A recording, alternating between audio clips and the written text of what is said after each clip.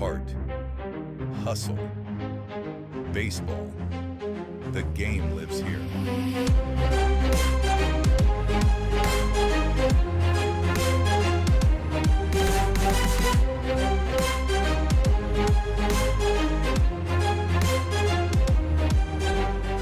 This is Pioneer League.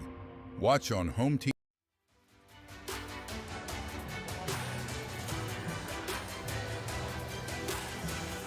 Good evening, ladies and gentlemen, and welcome to Glacier Bank Park in the Flathead Valley for Pioneer League Baseball. My name is Scott Gladstone. So excited to have you along for the ride as your Glacier Range Riders take on the Boise Hawks in Game 5 of a 6-game series here in Northwest Montana.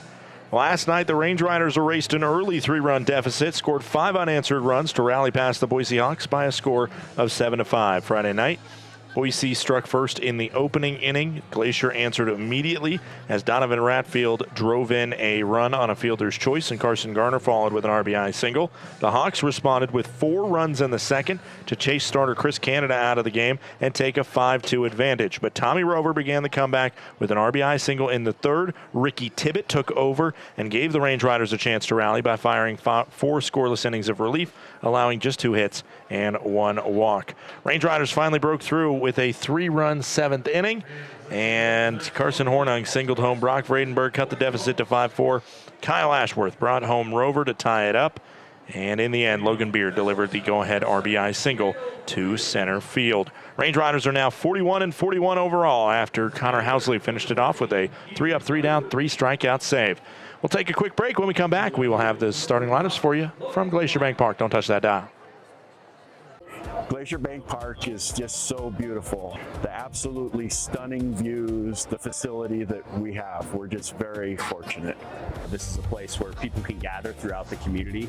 The location of the park itself is centrally located within the valley, and as such, it keeps everybody coming from all the different municipalities throughout the valley, and really it's just a hub for the community to meet. My favorite thing about coming to the ball field is seeing old friends, seeing the beautiful complex, and the staff, how friendly they are. They greet us with friendliness, and the seats are awesome. We also get to connect with folks as far away as Boston that are here on vacation that actually want to come to a ballpark because I talk them into it because that's how special it is. So we come to socialize. We love our group and we just have a really good time. Of course, we like watching the game too. And we like to win.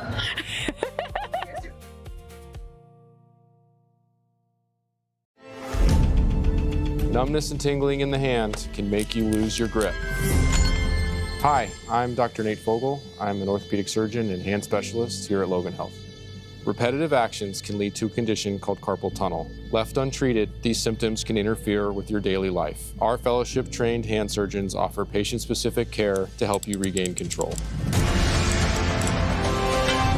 Here's to getting a grip on life.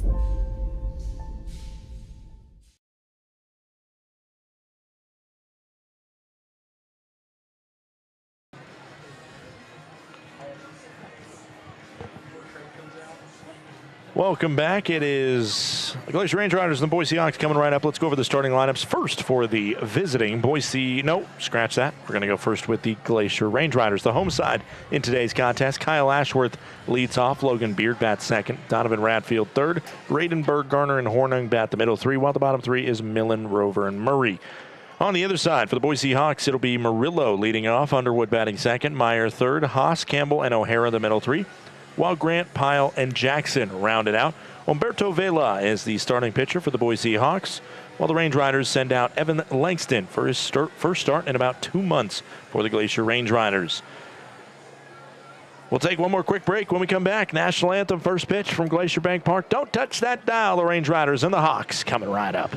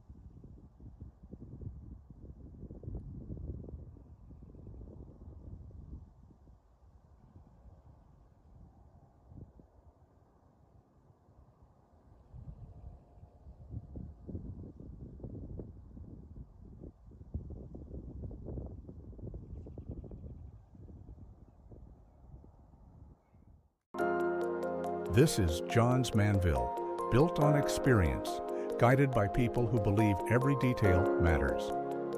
We manufacture commercial roofing systems with purpose, combining performance, protection, and long-term reliability. From the science behind our products to the trust earned on every job, we focus on what lasts and what comes next. Steady leadership, proven performance. Johns Manville Commercial Roofing Systems.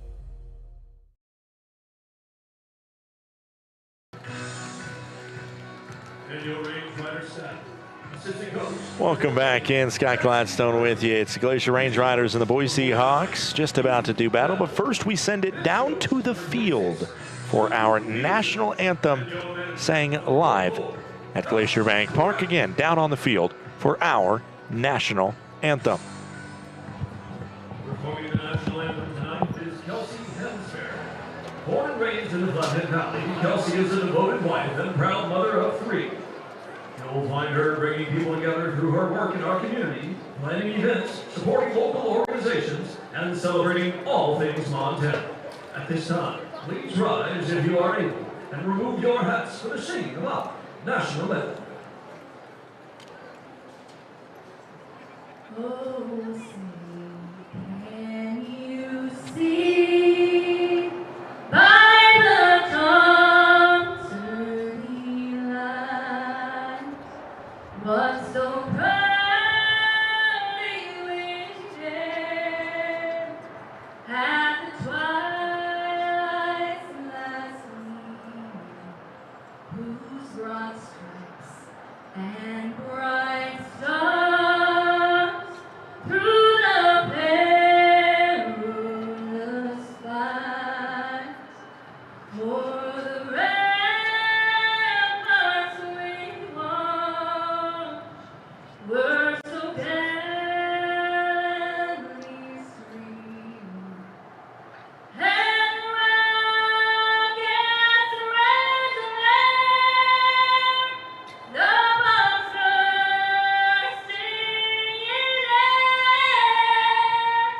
gave proof through the night that our flag was still there.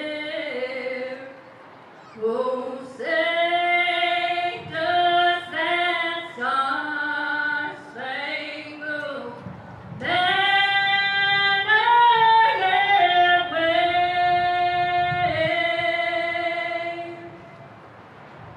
o'er the land of the brave and the home of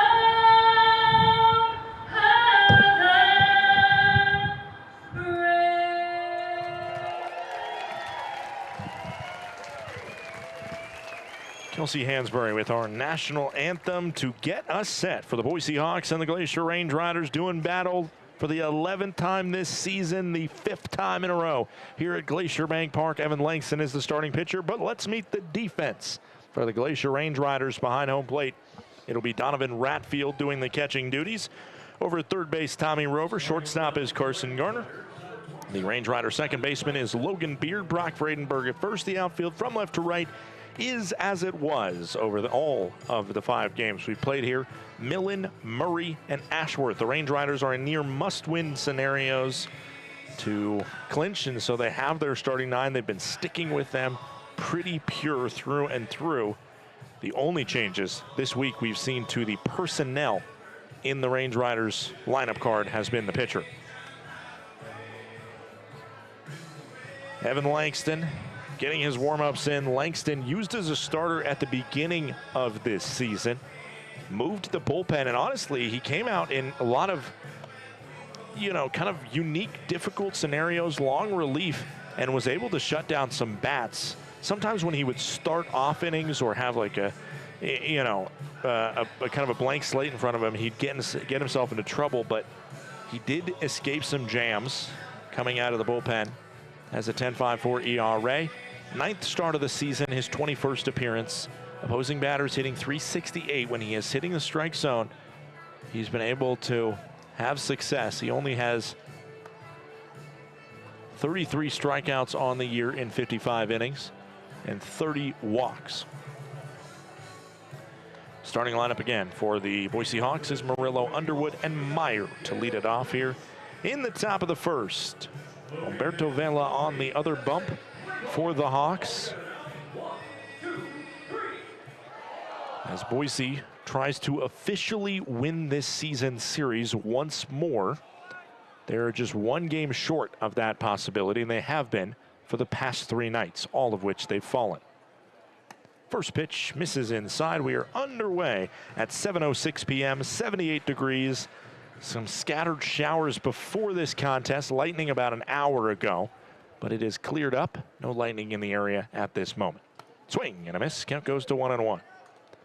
Diego Murillo on the season, batting .323. This is his 15th game played for the Hawks. He made his debut against the Range Riders in Boise a few weeks ago. The 1-1 is cut on and missed. Count goes to 1-2. Couple different stops in the collegiate career of Evan Langston. Finished off at Western Carolina playing for the Catamounts. The 1-2, pitch home. Swing and a foul tip into the glove of Ratfield. It's strike 3, the 34th K of the season for Murillo, 1 down, or for Langston, 1 down. Very special guest pregame here. Maybe the Range Riders have a little bit of extra juice in the tank, especially a guy like Connor Housley, who would have known that special guest and played alongside him. It was Christian Kirtley who had some really solid games for the Glacier Range Riders. That one hits the bottom of the zone. Count goes to 0-1. Christian Kirtley threw out the first pitch in attendance with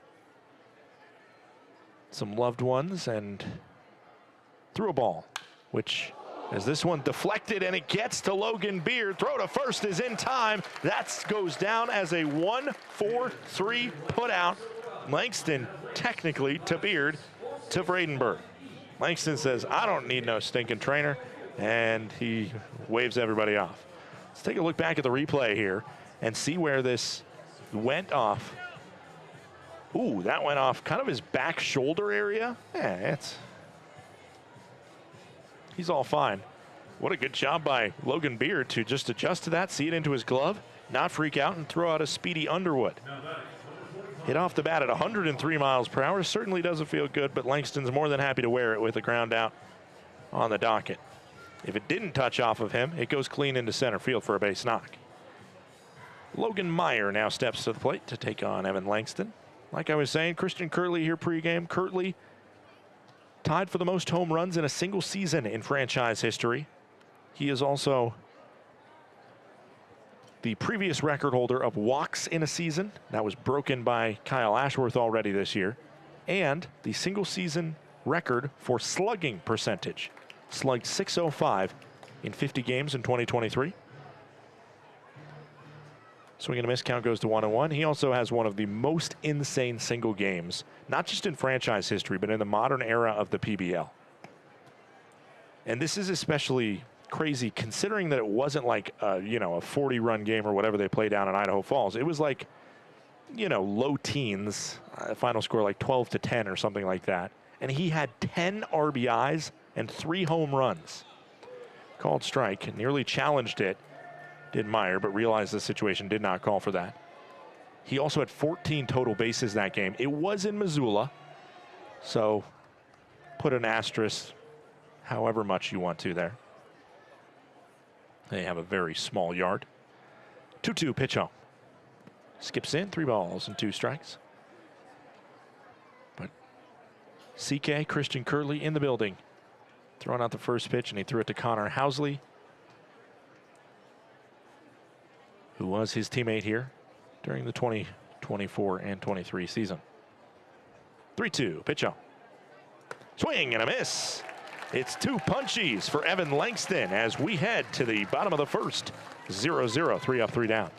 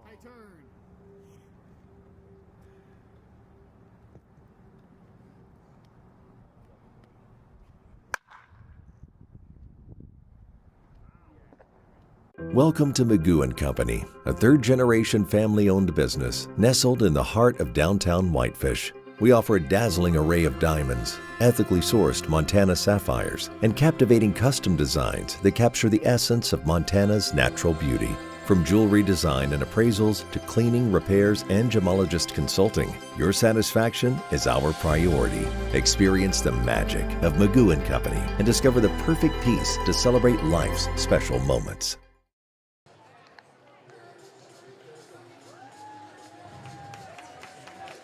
Welcome back. It's the bottom of the first inning. Let's go over the defense real quick for the Boise Hawks. It's Grant behind the plate, Piles over at third base, Murillo at shortstop, Jackson at second base. He's made some great plays. Haas is at first. The outfield from left to right is Logan Meyer, Scott Campbell, and Michael O'Hara. Kyle Ashworth to see the first pitch from Humberto Vela. First pitch is a called strike, and the count goes to 0-1. Vela, a product out of Pasadena, Texas. Former Pecos leaguer, played for the Alpine Cowboys last year under manager Sean Persky. This one hit hard towards left field, but it's right at the left fielder Meyer.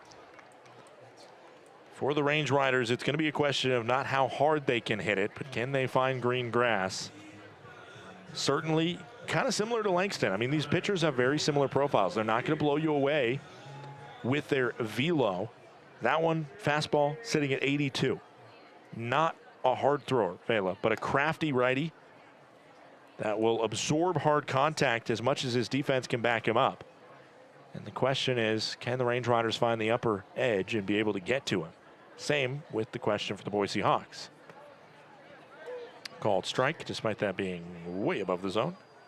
Count goes to 1-1. We have got an expanded strike zone today after the strike zone was tight from Ryan Starks yesterday. One also called a strike despite not hitting the strike zone. It is 1-2. Vela getting the benefit of the doubt on these ones. On the season, he's got a 6.75 ERA. This is 7th start. 14 strikeouts, 15 walks. Swung on by Beard, headed to left field, and you can forget about that one. Goodbye, baseball. A home run from Logan Beard. The 9th home run of the season by the Range Riders second baseman. I mentioned Christian Kirtley in the building. He had that 3 home run game. The only other Range Rider to hit 3 home runs in one game, this man, Logan Beard. He did it thrice in Yuba Sutter last year, and he has breached the fence to make it 1-0 Range Riders. Again, 9th home run of the season, a clean swing. Despite falling behind in the count on a couple strikes that went against him, up comes Donovan Ratfield. 1-0 Range Riders have the lead as that one misses below the zone, and the count goes to 1-0. Donovan Ratfield on the season batting .343, on base percentage of .440. Kind of a shockingly high number of 5 stolen bases for Donovan Ratfield. Don't call him catcher speed.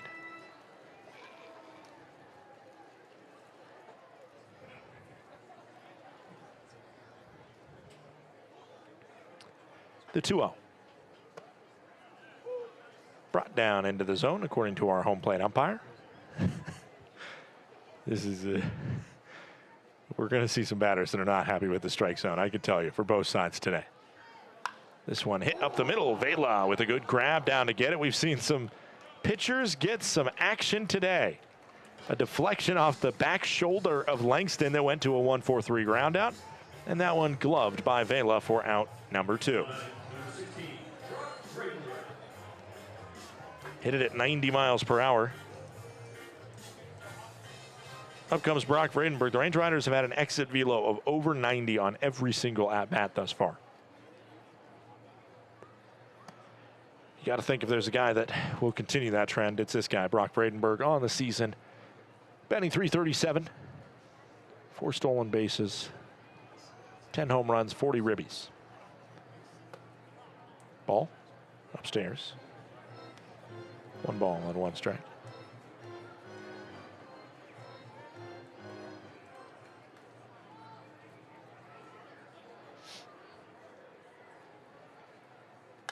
This one hit hard. It's another 90-mile-per-hour exit velo. That one 96, but it's close enough to Murillo, who makes the play. Logan Beard goes yard for the 9th time this season, a solo shot, and it's 1-0 Range Riders lead.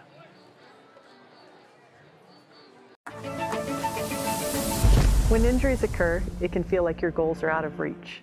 I'm Dr. Karen Purser, an orthopedic surgeon and sports medicine specialist at Logan Health.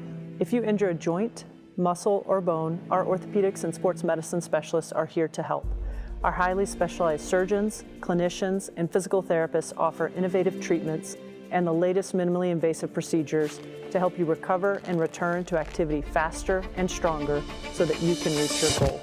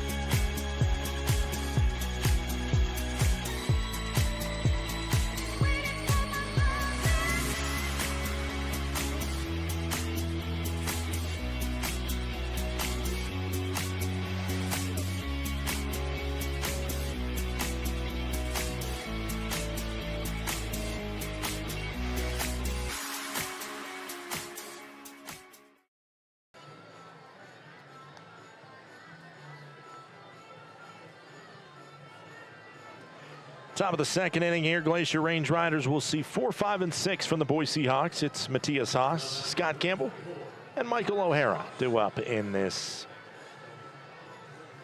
top of the 2nd.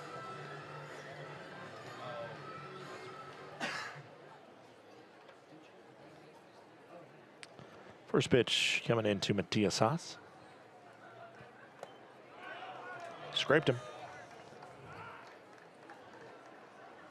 Haas and this Boise Hawks squad more than happy to let a pitch hit him. Last time I checked, they led the league in hit by pitches.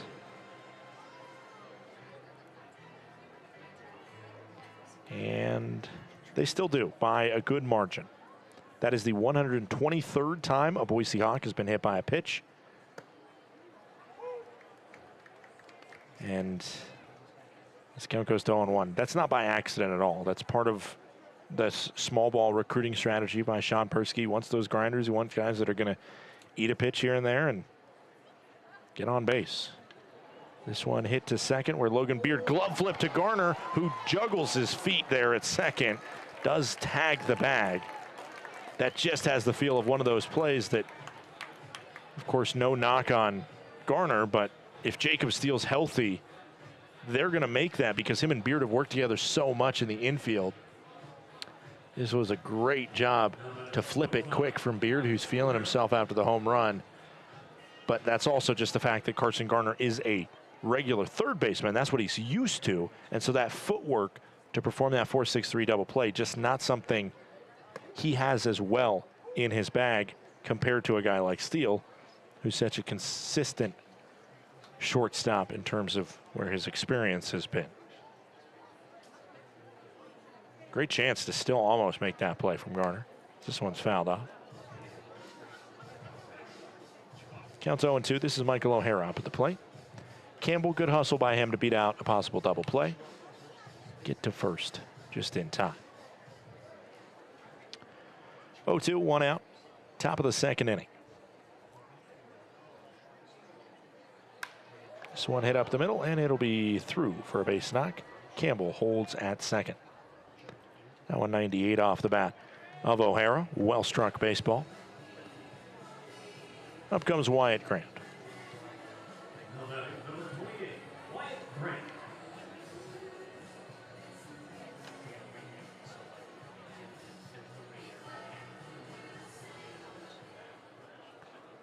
Wyatt Grant, the catcher for this squad.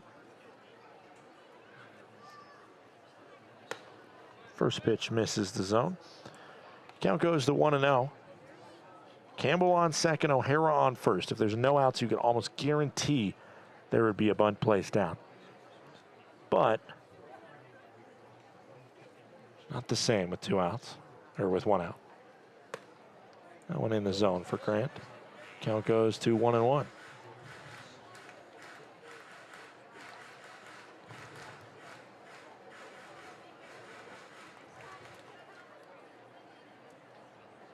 First appearance this week, as there's a pickoff back to second.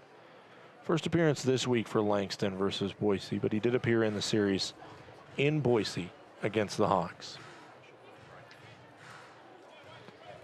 In that series, Langston pitched really well against Boise. In 5 1/3 innings, he had a 3.38 ERA. Did he go? He did. I said that before the first base umpire clarified it, but it was pretty obvious.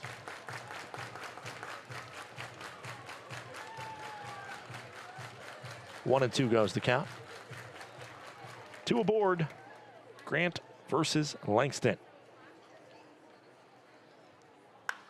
Sky high to right. Tracking back, getting to an awkward spot, and it hits up near the beer garden. Ashworth had a beat on it. It was going to be a fairly clean, simple play to make. If the foul ground territory was like it is at the Little League World Series, which I was watching earlier today, where it's good chunk all the way down each foul line, then that catch would have been pretty simple to make for Kyle Ashworth. Instead, the count goes to 1 and 2. It stays at 1 and 2 for Wyatt Grant versus Evan Langston.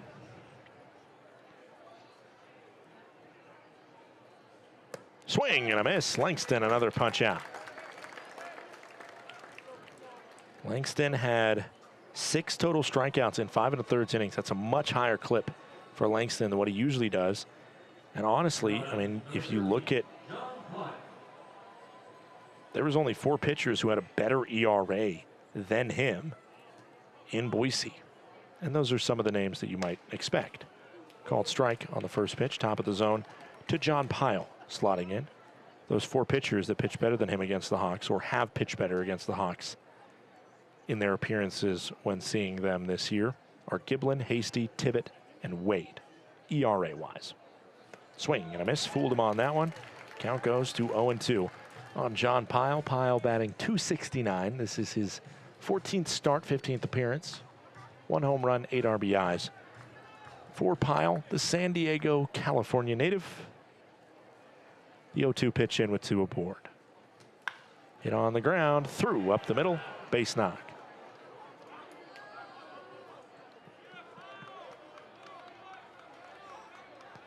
John Pyle has an RBI. That is his 9th of the season.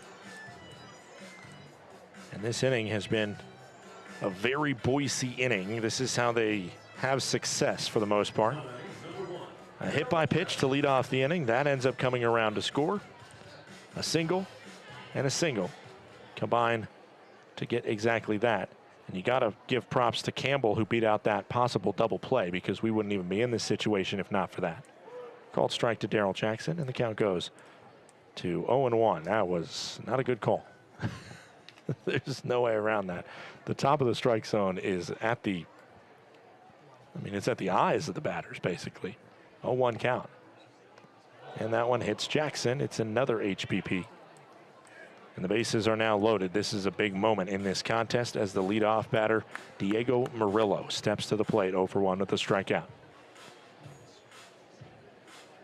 In this series, or actually when these teams face off against each other, Boise has had way less opportunities with runners in scoring position. Boise has had 21 less at-bats with runners in scoring position, but they've only had 1 less hit.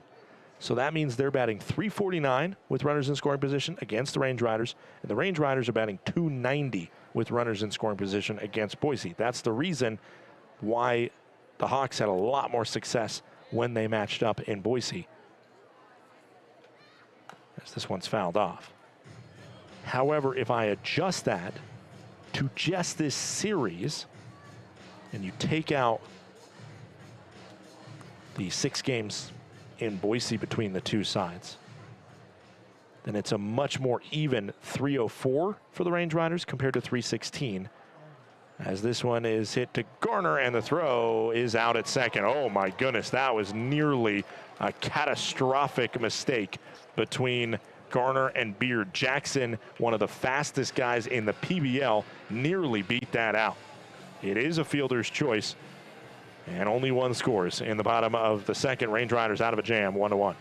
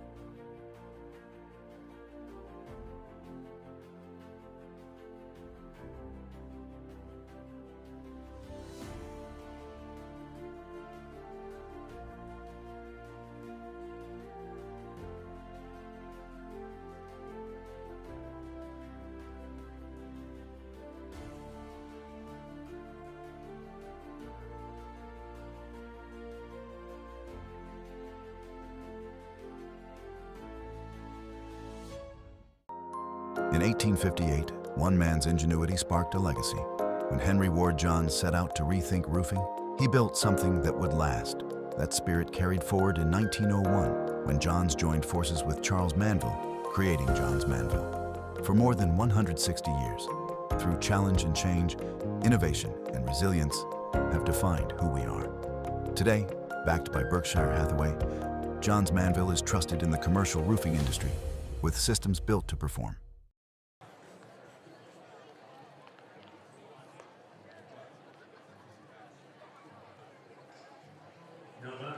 Welcome back. Bottom of the second inning. Carson Garner leads us off.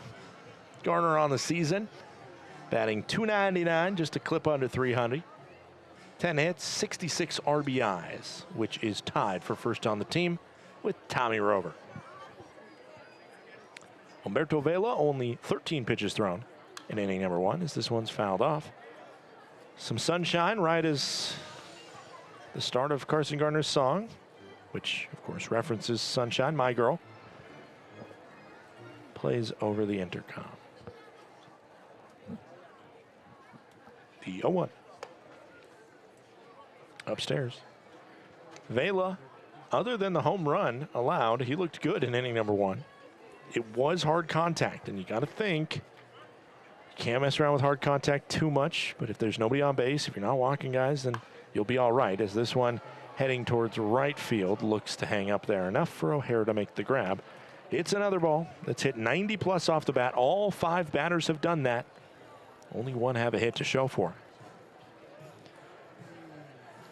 Vela, a D3 dog, went to Mount St. Vincent, which is in Riverdale, New York. Mount St. Vincent, the University of Mount St. Vincent, up in Riverdale.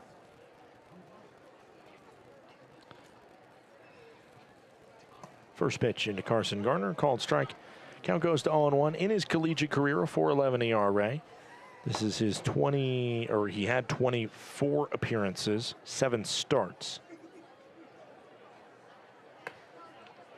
There's a called strike.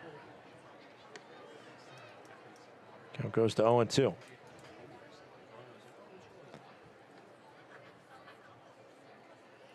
The 0-2 pitch into Horning. Hit it hard, foul ball. Played for the Alpine Cowboys most recently.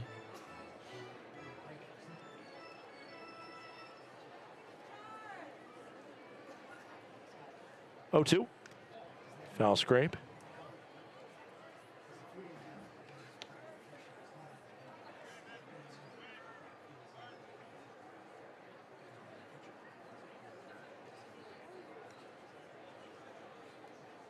Still 0-2.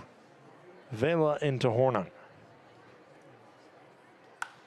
Hit up the middle. Jackson roving over to cover. The throw to first. Ooh, low. That one kind of dipped on it. But it's good. And it's another. This is an incredible run the Range Riders are on right now. Thank goodness they at least have the one home run from it, or else it would really sting. That one was hit 92 off the bat. Every single exit velo has been over 90 miles per hour. Jake Millen now steps up. Range Riders have not been punched out at all today. First pitch coming into Jake Millen. Swing and a miss. Count goes to 0-1.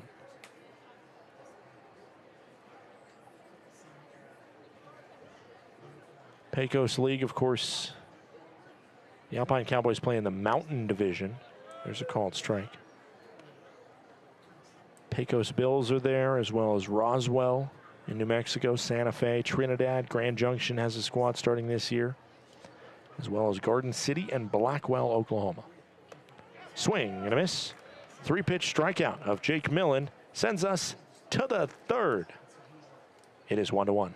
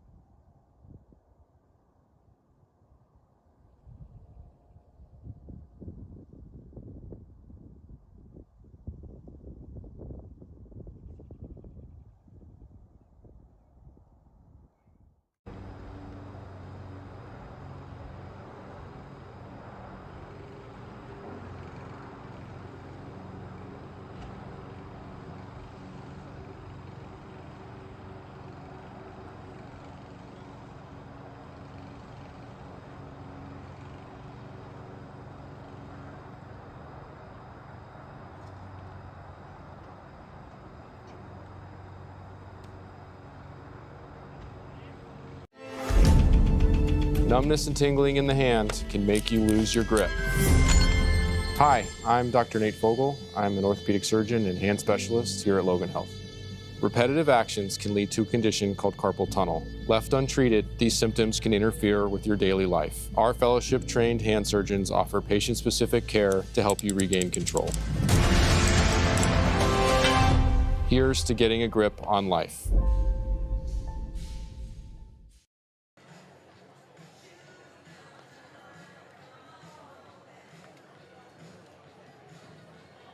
Welcome back here. It is the top of the third inning. Humberto Vela with a 3-up, 3-down bottom of the second. And now Langston trying to follow suit. First pitch misses to Underwood. A couple hit by pitches really got him to a sketchy situation last time. Now he's facing off against Ethan Underwood, who grounded into the 1-4-3 ground out last time up. That one drops below the zone. It's 2-0. Langston, 30 pitches thrown through his first 2 innings. 2-0 hitters count. And it's 3-0. Range Riders really got into trouble yesterday because of free passes. Most notably, the Range Rider starter, Chris Canada, really was just struggling to key in on the zone. 3-0, no out pitch, and it's in the zone. Just scrapes the bottom at 87. 3-1 goes the count.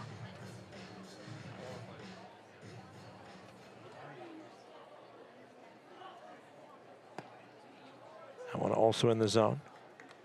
Count's now full from Langston to Underwood, who worked back from 3-0 now, Langston. Can he find some success?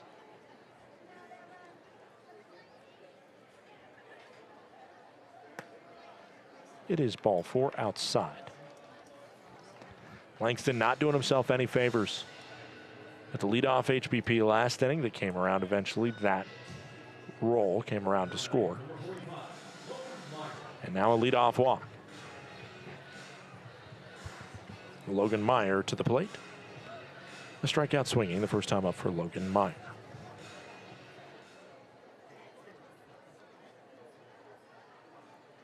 Underwood, good wheels over there on first. That one's called a strike at the top of the zone. And the count goes to 0-1. With runners on base this series, Boise has batted .224. They have had 23 less opportunities with runners on base than the Range Riders. 0-1, they check on Underwood. Top three, 1-1 scoreline.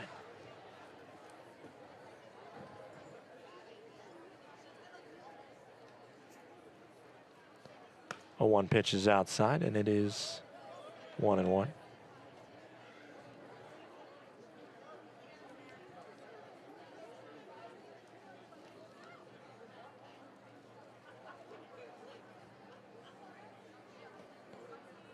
Runner's going. Swing and a miss. Oh, he stepped into the box. The throw to second's not in time. It looked for a second like Meyer fell through into the box there. I'm kind of wondering why no questions are being asked. About half of his foot was over that batter's box. Count goes to 1-2. Underwood to score in position as this one hit out into center field. Green light to send the runner home. And the throw will not come in. Leadoff walk ends up scoring, as it so often does.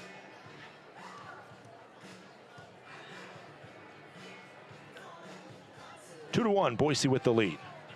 Matthias Haas steps up. He got hit by a pitch his last time up. Thrown out on the fielder's choice, but that spot that he got to first ended up scoring in the form of Campbell. 2-1 Boise with the lead after Range Riders led 1-0 initially.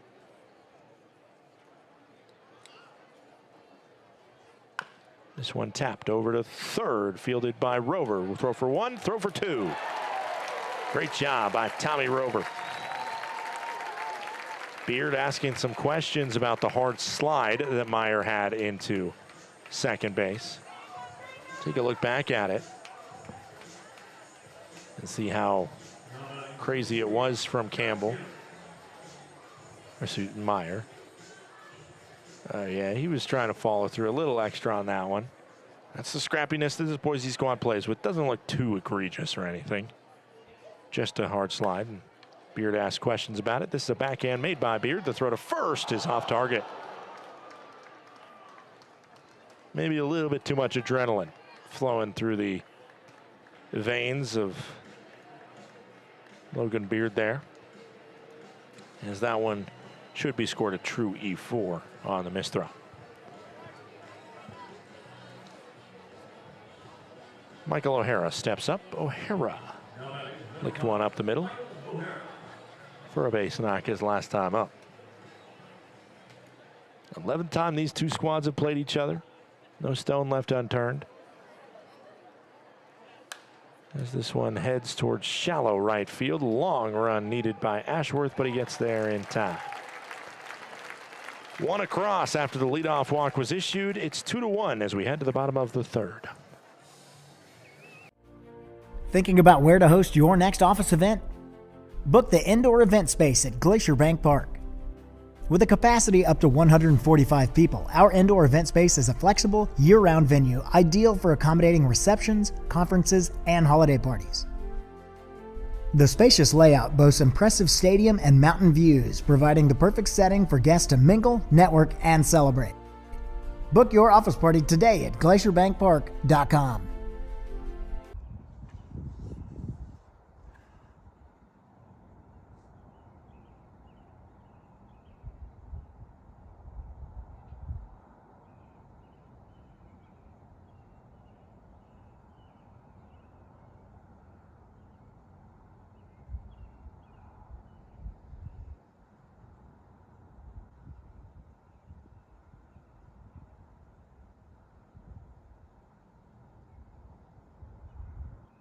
Innovation has always been at the core of Johns Manville. From advanced testing labs to real-world job sites, we rethink what roofing can deliver. Through science, precision engineering, and decades of real-world experience, we engineer commercial roofing systems that deliver lasting performance. At Johns Manville, innovation means listening, learning, and building solutions that meet today's needs while preparing for what's next. This is progress with purpose.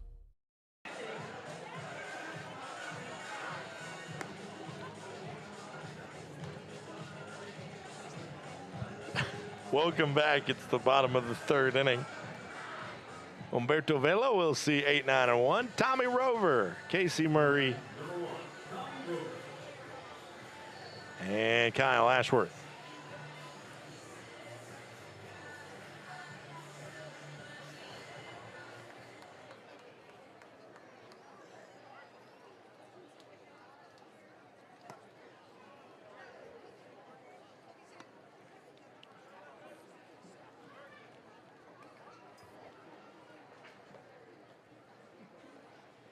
First pitch missed. Count goes to 1-0.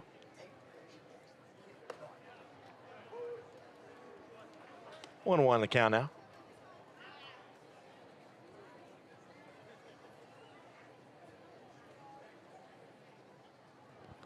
One count, no outs.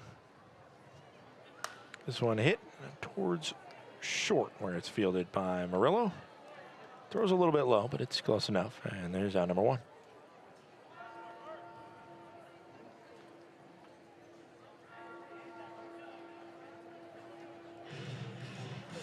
Up comes Casey Murray. Number 9, Casey Murray.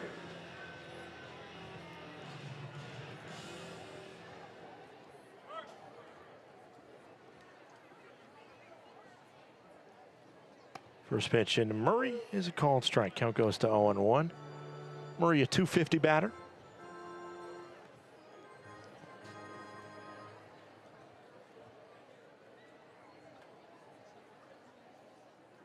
This one through on the right side. A base knock by Casey Murray. Well hit baseball. Good placement through the hole on that right side. Kyle Ashworth steps up to the plate. Ashworth 0 for 1, a line out to left.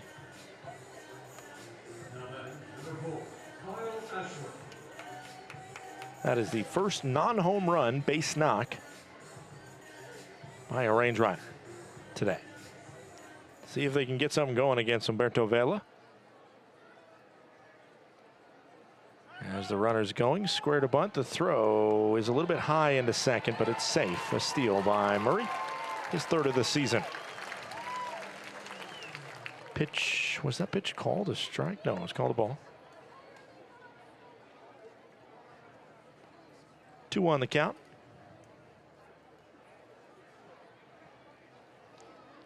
Ashworth was squared to bunt before he pulled it back. The 1-0. In the zone. 1-1.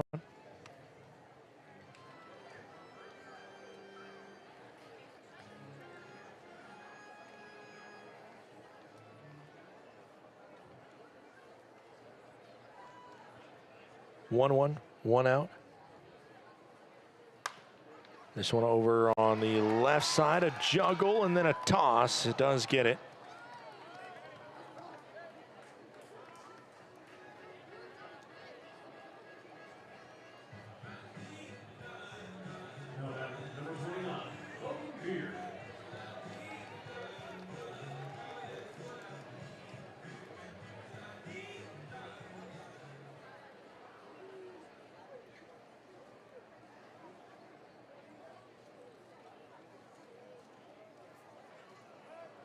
Up now is Logan Beard with a home run. His last time up, 2 outs.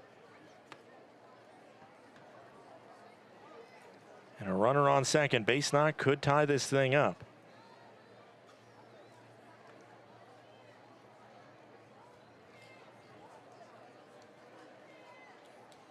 The 1-0.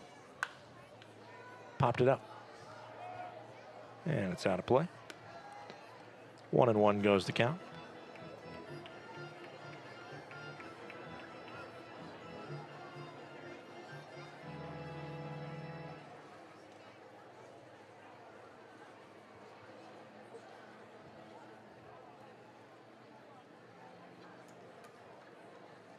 Fouled off.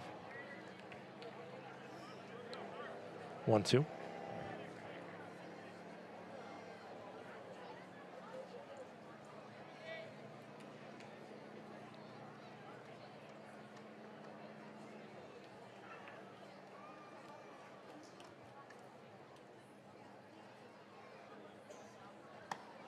Bluff of the bat. Did he go? No.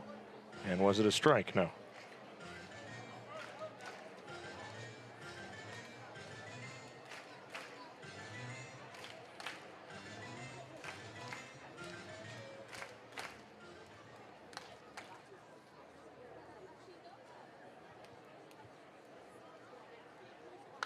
This one gets a piece of it, but it's a trickler to short. Throw over to first, on target, on time.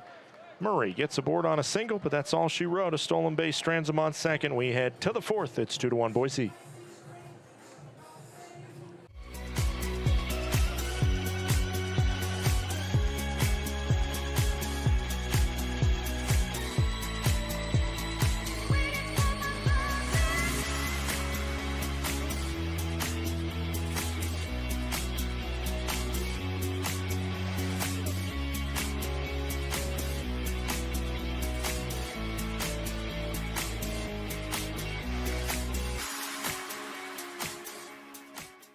Welcome to Magoo & Company, a third-generation family-owned business nestled in the heart of downtown Whitefish. We offer a dazzling array of diamonds, ethically sourced Montana sapphires, and captivating custom designs that capture the essence of Montana's natural beauty. From jewelry design and appraisals to cleaning, repairs, and gemologist consulting, your satisfaction is our priority. Experience the magic of Magoo & Company and discover the perfect piece to celebrate life's special moments. When injuries occur, it can feel like your goals are out of reach. I'm Dr. Karen Purser, an orthopedic surgeon and sports medicine specialist at Logan Health. If you injure a joint, muscle, or bone, our orthopedics and sports medicine specialists are here to help. Our highly specialized surgeons, clinicians, and physical therapists offer innovative treatments and the latest minimally invasive procedures to help you recover and return to activity faster and stronger so that you can reach your goal.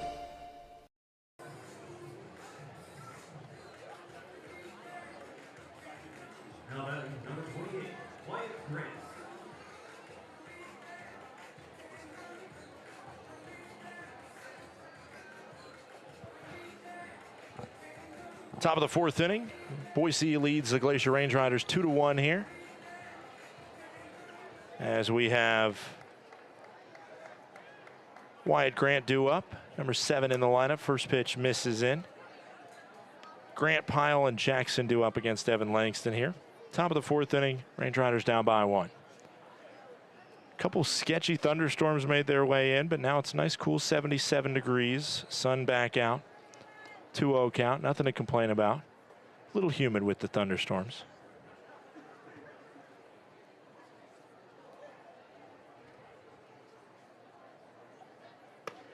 That one misses up and in.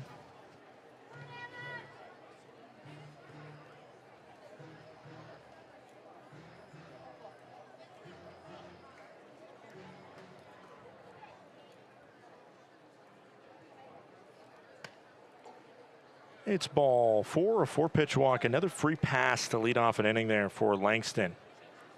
Each time that has ended up turning into a run in some accord. Check in on the league scoreboard right here.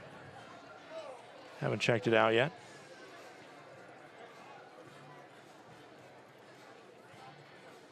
Modesto leads Oakland 12-4. Long Beach is up 10-7 in the top of the 7th on Missoula. Squaring a bunt, popping it up, and that's going to work out very nicely for the Range Riders. This is a Boise squad that loves to play small ball. At times it works, and at times it backfires. Billings leads Great Falls 6-1. Yuba Sutter and Ogden 0-0. It looks like they went into a weather delay there. And the Red Pocket Mobiles right now on a 29-game losing streak are winning 1-0. This one hit over to third. Could be 2, but Jackson's got a lot of speed, and it's 0 as that one somehow got by the second baseman, Logan Beard. I don't know what happened there. Just missed it.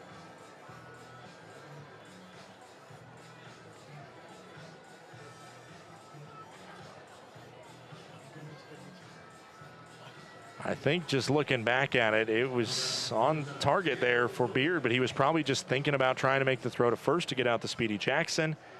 And instead, I think it should go down as an E4 on Beard. That's his second error of the game. A rare, funky game for the former Louisville Cardinal infielder. Diego Murillo, the leadoff batter, 0 for 2, steps to the plate. 0-1, 1 out. As this one misses the zone, and it's 1-1. That one could have been 2. Instead, it was 0. An absolute catastrophe for the Range Riders to kind of give one back after a failed sac bunt by Pyle. Did not work out the other way.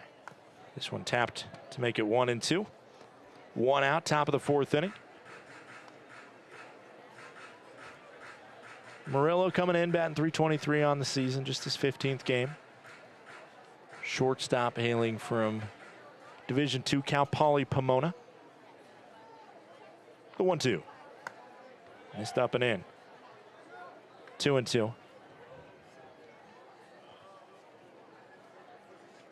Murillo this season hasn't been that much a part of the hit by pitch parade that this Boise Hawks squad loves so much. Only been plunked once. Did he go? No. Count goes full. 3 balls and 2 strikes. Langston on 54 pitches, but the last couple innings has been a little testy.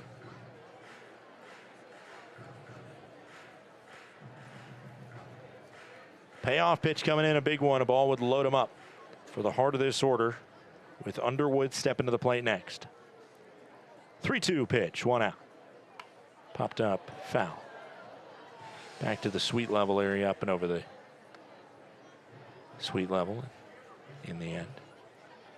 2-1 Boise leads. Grant on second, a catcher, not a ton of speed there, but Jackson behind him is one of the fastest players in the PBL. And just as this one heads out towards the left field, looking back as Millen gets to the track and makes a little bunny hop to make the grab. That one could have been trouble. Instead, 330-foot fly out to left field. A ballpark that is not easy to hit a home run in, partially because of the dimensions. Certainly when the wind can pick up, it can blow out to right field, but it seems like the only time we've really had aggressive wind out to right field was in the dead of winter when the wind was howling here. Many in the Valley remember that week or couple days. This one hit to second, Logan Beard. 2 errors today, but that one's clean. It's a 4-3 putout to end the frame and Strand. 2 runners aboard. Range Riders trail 2-1 as we head to the bottom of the 4th. Need a space that offers both a place to dine and an area to mingle in style? Book the Hideaway and Corner Suite at Glacier Bank Park. You and up to 50 guests will enjoy full catering services in the Hideaway, and incredible mountain views and comfortable furnishings in the luxury Corner Suite. This versatile combination offers a space to dine and a place to relax, creating the perfect arrangement for guests looking to mingle, network, and celebrate. Book your office party today at glacierbankpark.com.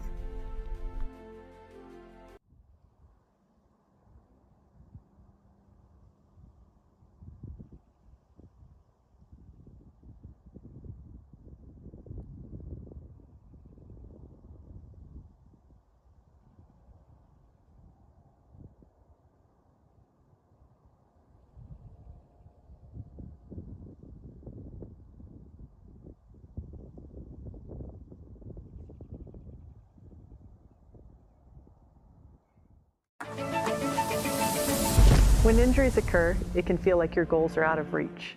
I'm Dr. Karen Purser, an orthopedic surgeon and sports medicine specialist at Logan Health. If you injure a joint, muscle, or bone, our orthopedics and sports medicine specialists are here to help. Our highly specialized surgeons, clinicians, and physical therapists offer innovative treatments and the latest minimally invasive procedures to help you recover and return to activity faster and stronger so that you can reach your goal.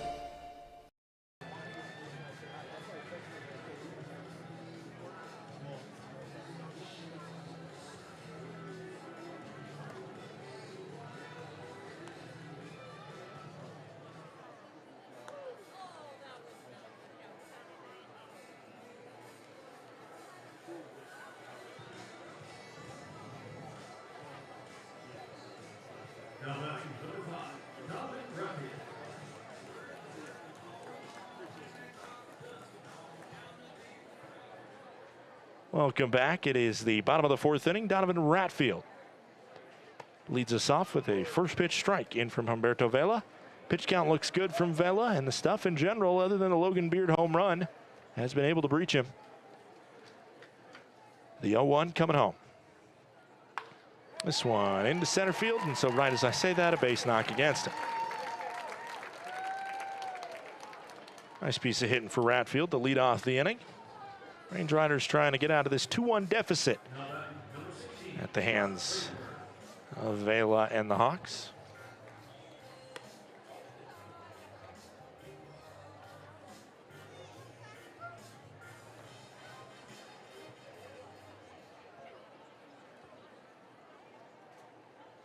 Ratfield on first.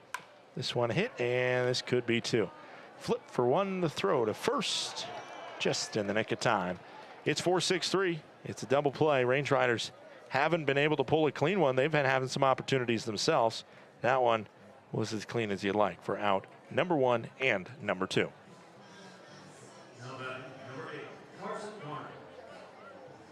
2 outs as Carson Garner steps to the plate.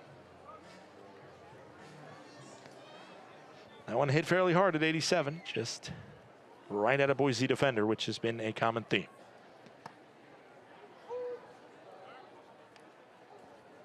First pitch, a strike. Count goes to 0-1.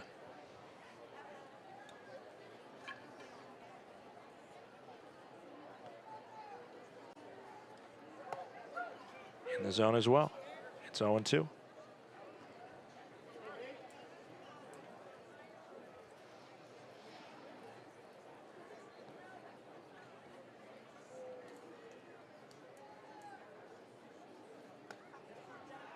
Outside. 1 ball, 2 strikes.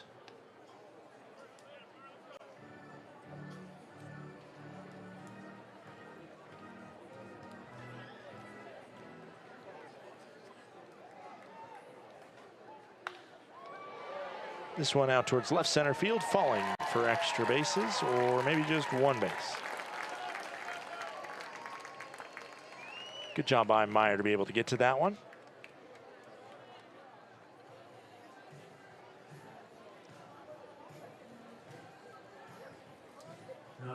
Number 11, Carson Garner.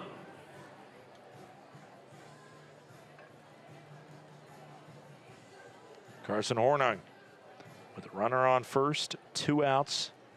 Bottom of the 4th. Can the Range Riders string together some hits here? As the first pitch finds the zone, it's 0-1.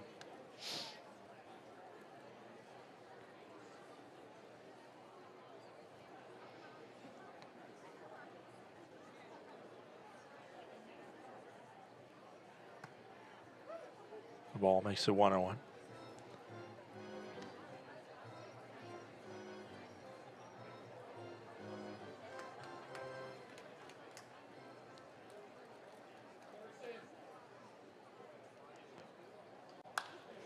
This one hit hard up the middle, fielded and flipped for out number 3. The fielder's choice, 6-4.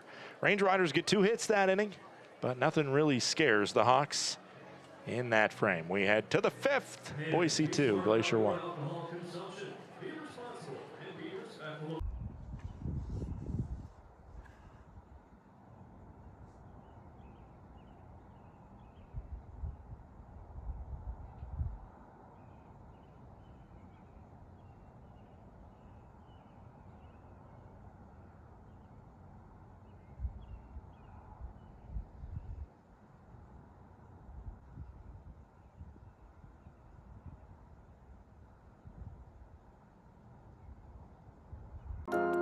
At Johns Manville, it's always been about people, the people who design the systems, the people who build them, and the people who depend on them to perform every day.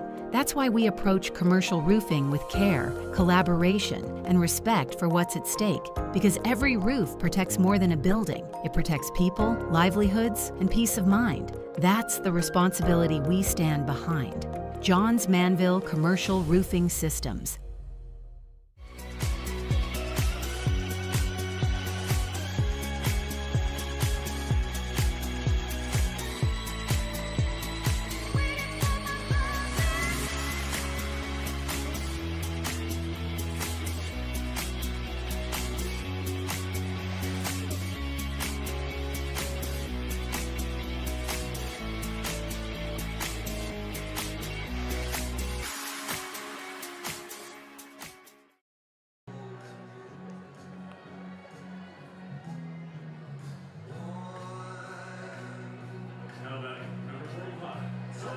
Top of the fifth inning.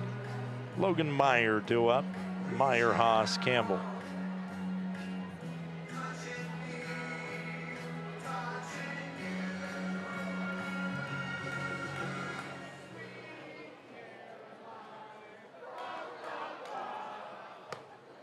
First pitch, a called strike.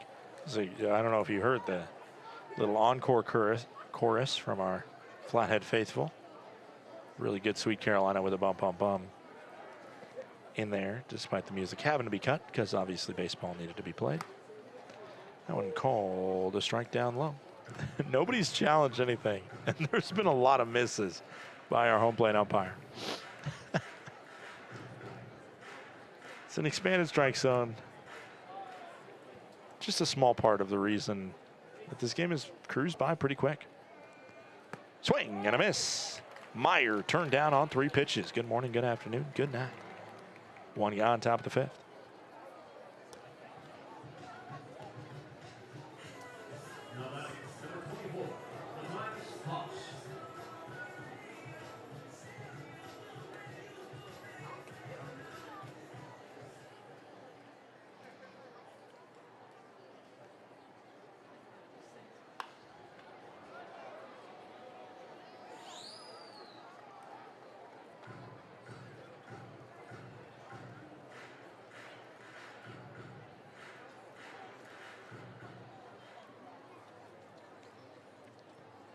The 0-1. Called a strike. No challenge. Count goes to 0-2.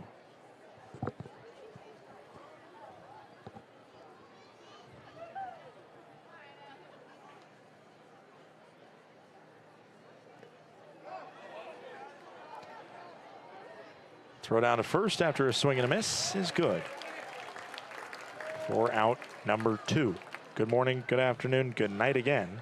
And there's 2 gone, both by way of the K in the top of the fifth.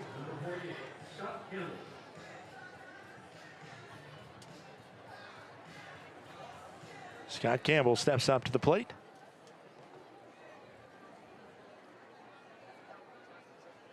First pitch, a strike.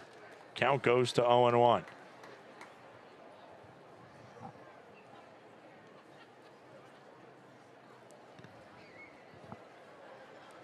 The 0-1 pitch into Scott Campbell from Evan Langston. It's called a ball, and ladies and gentlemen, we just got closer than I think I ever remember to an immaculate inning. That was 7 strikes and 2 strikeouts in 7 pitches from Evan Langston. Wow. That was impressive. He would not have been on my bingo card to pull off the first immaculate inning in franchise history, but it would have been awesome. This one out to center. Murray has a beat on it. And it is a 10-pitch frame by Langston. 2 strikeouts, 7 strikes to start. Closest as I've ever seen it, at least for a range rider pitcher. We head to the bottom of the fifth, halfway home. It's 2-1 Boise.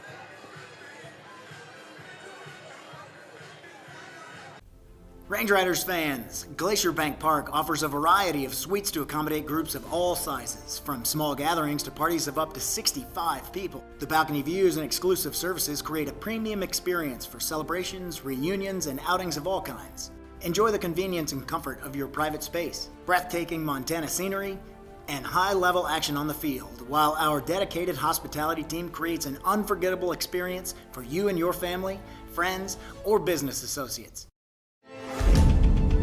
Numbness and tingling in the hand can make you lose your grip. Hi, I'm Dr. Nate Fogel. I'm an orthopedic surgeon and hand specialist here at Logan Health. Repetitive actions can lead to a condition called carpal tunnel. Left untreated, these symptoms can interfere with your daily life. Our fellowship-trained hand surgeons offer patient-specific care to help you regain control. Here's to getting a grip on life. Welcome to Magoo & Company, a third-generation family-owned business nestled in the heart of downtown Whitefish. We offer a dazzling array of diamonds, ethically sourced Montana sapphires, and captivating custom designs that capture the essence of Montana's natural beauty. From jewelry design and appraisals to cleaning, repairs, and gemologist consulting, your satisfaction is our priority. Experience the magic of Magoo & Company and discover the perfect piece to celebrate life's special moments.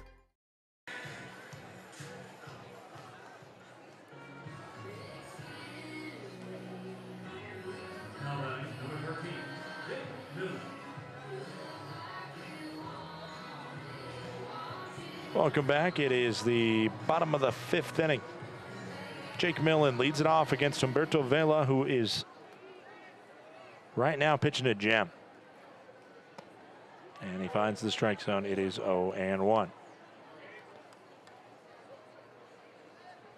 Just floating it in there at 78 from Vela, who, despite a lack of velo, has found a way to make it work for him.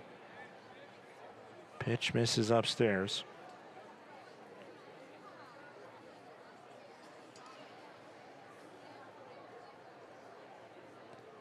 One. Fouled off. It is 1-2.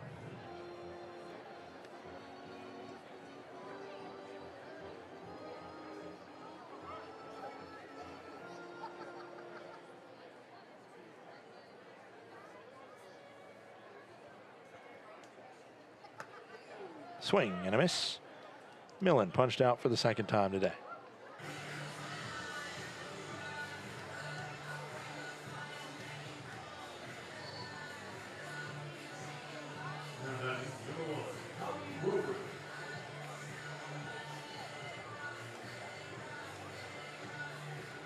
Tommy Rover stepping up to the plate. Ground out to short his first time up. 2-1 pitcher's duel between two guys that don't have sky-high ERAs at all. I mean, don't have low ERAs. Not necessarily sky-high. I mean, the 10 from Langston's obviously pretty high, but these are offenses right now that are certainly just caught off guard in a funk.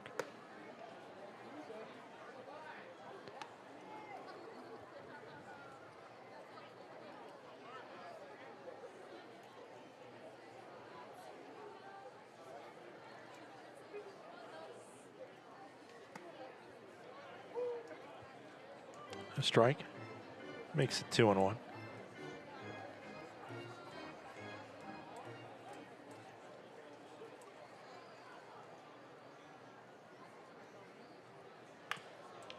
This one tapped foul. It's 2-2.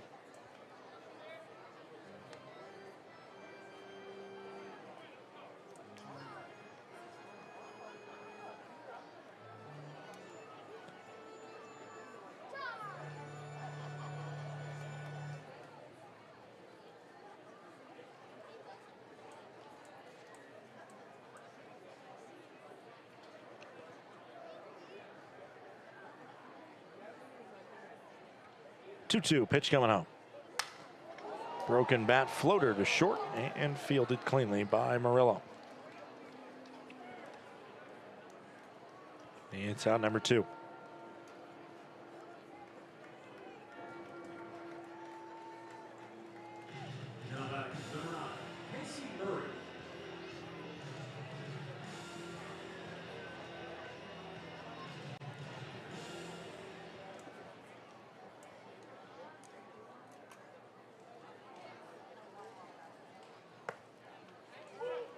Called strike into Casey Murray. Murray has 1 of 4 hits against Vela today.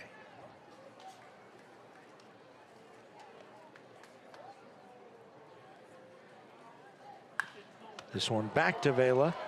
Bobbled it at first. The run to first, nearly a hospital throw in there from Vela, but he works out just in time, and we head to the 6th. Another 3 up, 3 down frame by Vela. Only 11 pitches in that one. Take one more look back at it and see Vela with the comebacker just in time over at first on the toss there by Vela. Range Riders fans, Glacier Bank Park offers a variety of suites to accommodate groups of all sizes, from small gatherings to parties of up to 65 people. The balcony views and exclusive services create a premium experience for celebrations, reunions, and outings of all kinds. Enjoy the convenience and comfort of your private space, breathtaking Montana scenery, and high-level action on the field, while our dedicated hospitality team creates an unforgettable experience for you and your family, friends, or business associates. Numbness and tingling in the hand can make you lose your grip. Hi, I'm Dr. Nate Fogel. I'm an orthopedic surgeon and hand specialist here at Logan Health. Repetitive actions can lead to a condition called carpal tunnel. Left untreated, these symptoms can interfere with your daily life. Our fellowship-trained hand surgeons offer patient-specific care to help you regain control. Here's to getting a grip on life. Welcome to Magoo & Company, a third-generation family-owned business nestled in the heart of downtown Whitefish. We offer a dazzling array of diamonds, ethically sourced Montana sapphires, and captivating custom designs that capture the essence of Montana's natural beauty. From jewelry design and appraisals to cleaning, repairs, and gemologist consulting, your satisfaction is our priority. Experience the magic of Magoo & Company and discover the perfect piece to celebrate life's special moments.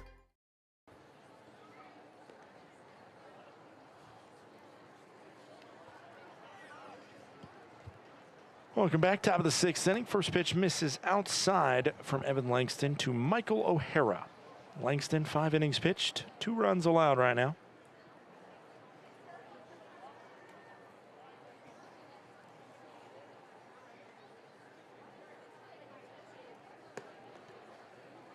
That one's a called ball, and the time taken by Radfield to go have a conversation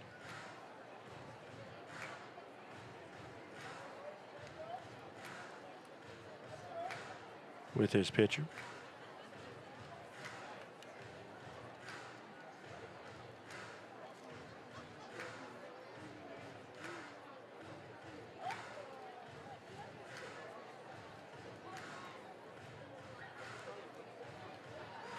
Michael O'Hara up at the plate. He's 1 for 2. He has a fly out to right as well as a single into center.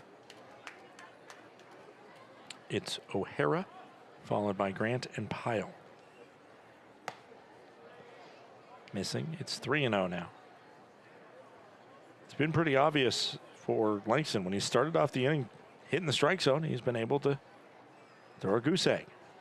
When he hasn't, hit by pitch or a walk, runs have come around to score. And by runs, I mean just 2. One of those innings did, though, end with the bases loaded as well.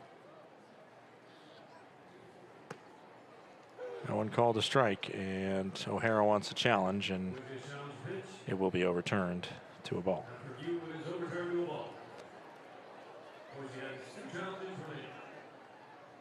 O'Hara had enough of the expanded strike zone and showed it with the challenge. O'Hara to first to lead off the frame.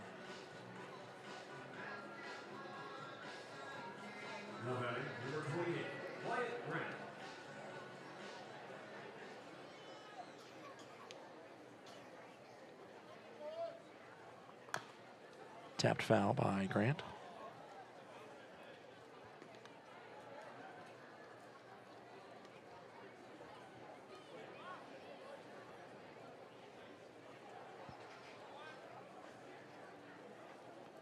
Oh, 1. Pick off over to first to check on O'Hara. By the way, warm-up's going on in the pen. I think that is Jacob Hasty.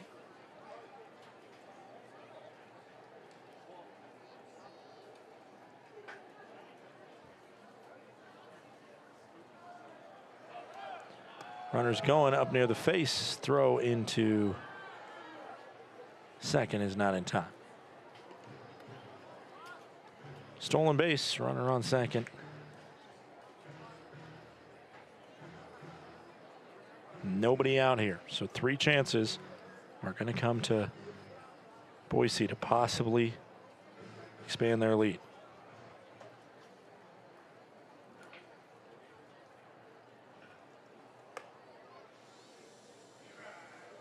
It is 2-1 after that one misses the zone.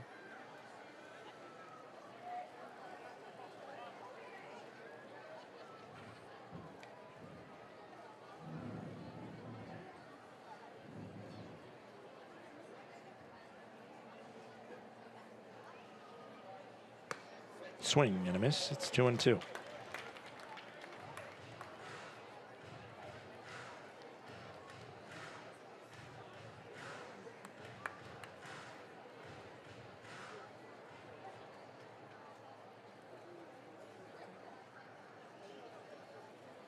Swing and a miss. Another punch out. Langston finds a strikeout there. That is K number 6 for Evan Langston today.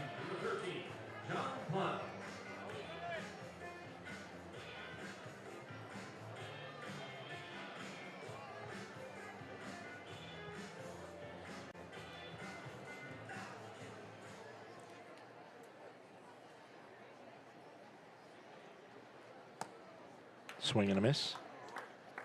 Count goes to 0-1.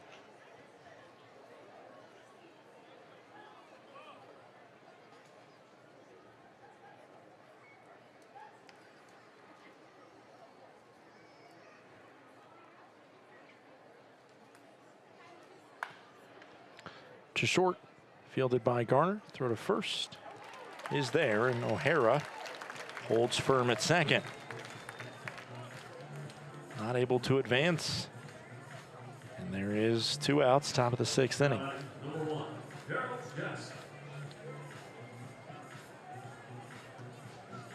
Darrell Jackson steps to the plate. An opportunity here for Jackson to bring home a crucial insurance run. He's 0 for 1, but does have a reach on an error. This one hit, and it's through the hole into left field. Green light to send the runner home. The throw comes in, and it is out at the plate. O'Hara gunned out, and he is very adamant that he was safe in there. But I don't know. Honestly, the ball beat him, and it was a heck of a tag by Ratfield. That was a bad green light to send the runner home, and he was gunned out. Persky does not say anything to the umpire. I think he knows. His man was out at the plate. What an arm from Jake Millen to send us to the bottom of the 6th. It's Range Riders 2, Boise 1. No, Range Riders 1, Boise 2.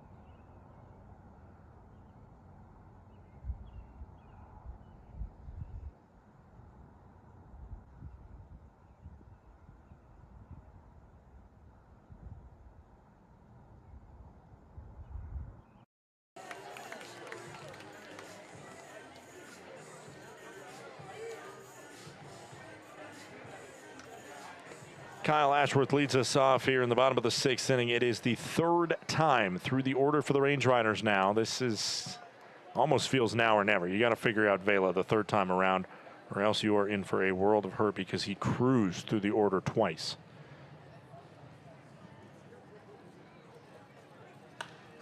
And it's not going to work for Ashworth. He will go to 0 for 3 on the day with his slowest exit velo of the contest.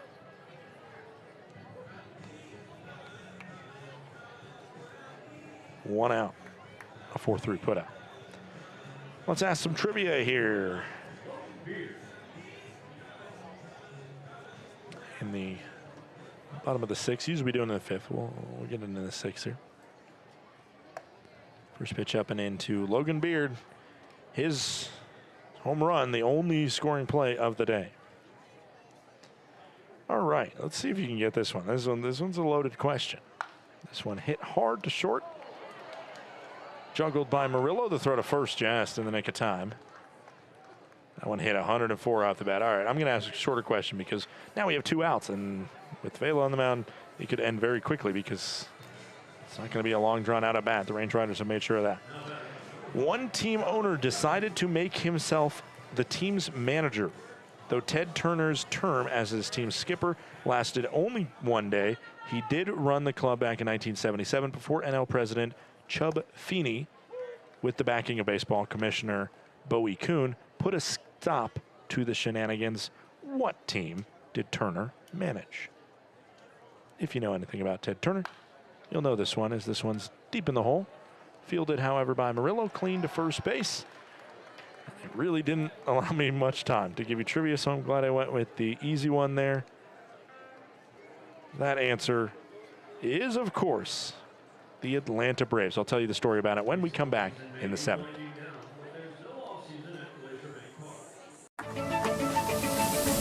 When injuries occur, it can feel like your goals are out of reach. I'm Dr. Karen Purser, an orthopedic surgeon and sports medicine specialist at Logan Health. If you injure a joint, muscle, or bone, our orthopedics and sports medicine specialists are here to help. Our highly specialized surgeons, clinicians, and physical therapists offer innovative treatments and the latest minimally invasive procedures to help you recover and return to activity faster and stronger so that you can reach your goal.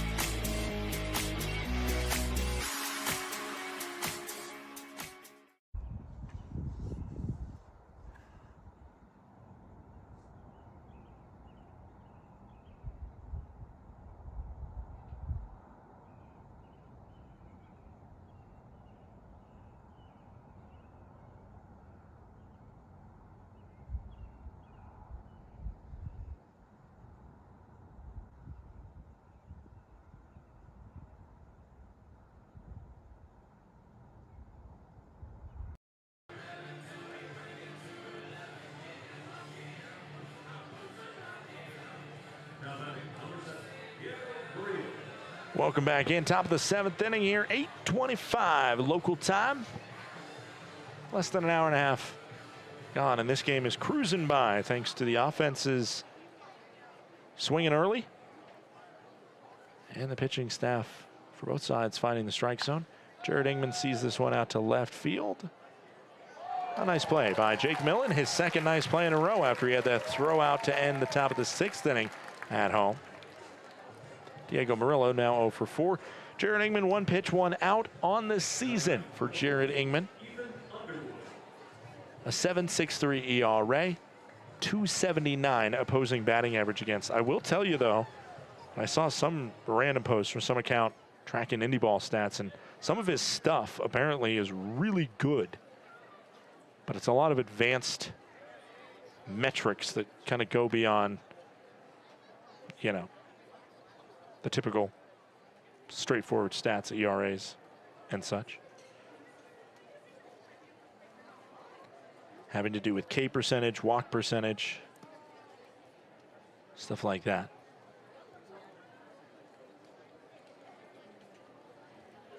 Despite his ERA being so high, a 25% strikeout percentage. Man, when he's finding the strike zone, he's been fun, but it's been limited time for him due to injuries this year. This one out to right field, and that one might not be coming back. Ethan Underwood, a solo home run over the right field fence, his 5th home run of the season. Makes it 3-1, and finally, for the first time since the top of the 3rd inning, somebody scores. It's Underwood with the long ball over the fence.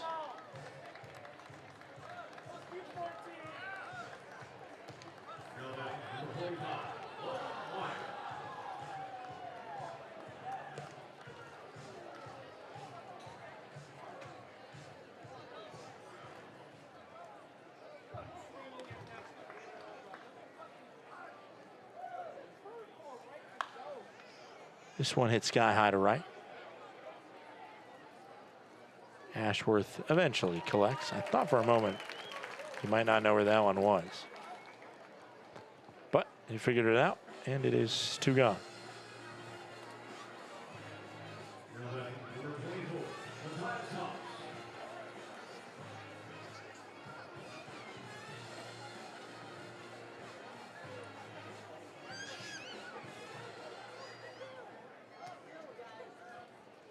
Up steps Matthias Haas.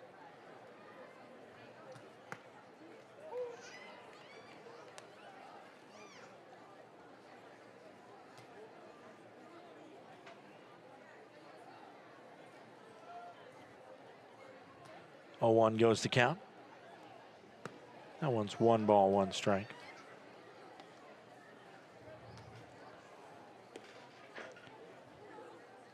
Three to 1 the score line right now.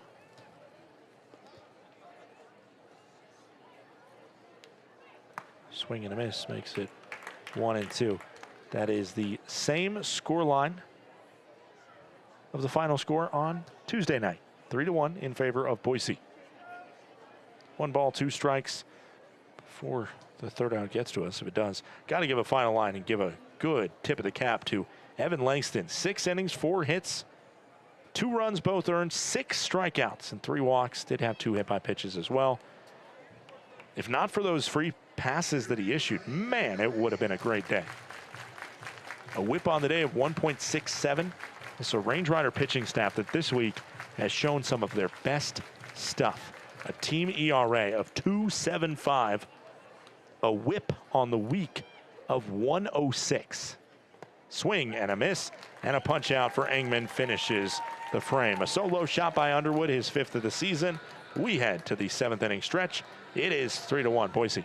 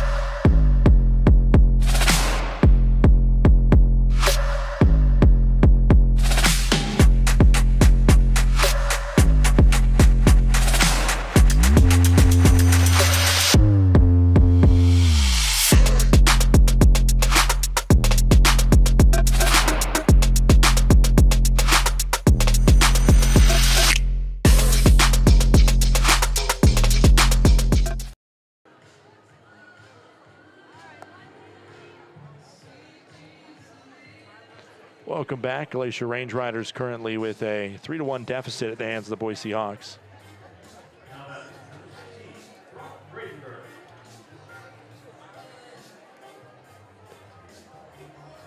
Range Riders at risk right now of being held to under 3 runs. The team has vastly improved on these low-scoring nights compared to last year. They did it 32 times last year. The Range Riders scored 3 or less runs. This year, they've only done it 13, which is obviously far less than 32, which is a massive number. Even the year before, when the Range Riders got to the championship, they did it 25 times. Range Riders could nearly do it every night the rest of the season and still not get to that. As Jackson makes a 360 throw, and it is way beyond first base. That one maybe could go down as a hit just because Jackson had to rove a long way. Whatever it is a runner aboard to lead off the inning. Up comes Carson Garner. Range Riders given a base runner to start this frame, and you got to take advantage of this. Is this a situation where you pinch run as well with Drew Collins on your bench? As of right now, that answer is no.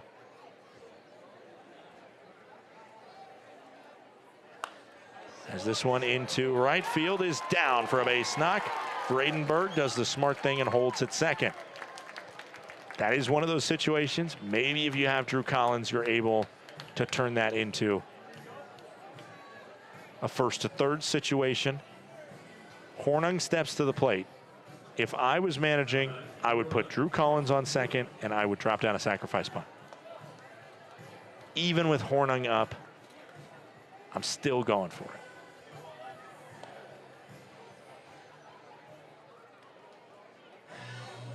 Conversation, and is this no sign of the pen made? They're just going to talk about the sacrifice bunt situation.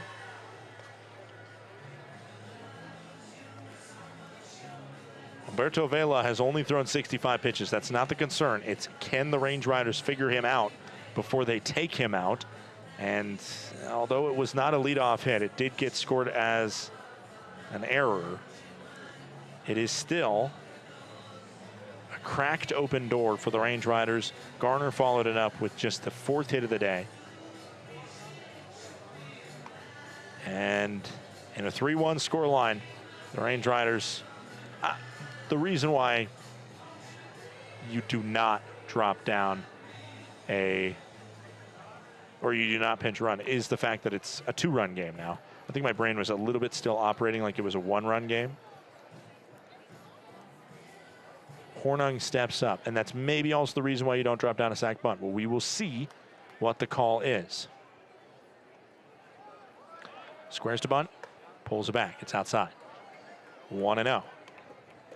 Jake Millen waits on deck. He is 0 for 2 with 2 strikeouts. The only strikeouts at the hand of Vela are Millen, so they should like their chances against Jake. The 1-0. Again, squares to bunt. Drops it down, popped up a little bit, foul. Range Riders yesterday or the day before had a failed sac bunt off the bat of Murray that got popped up and caught.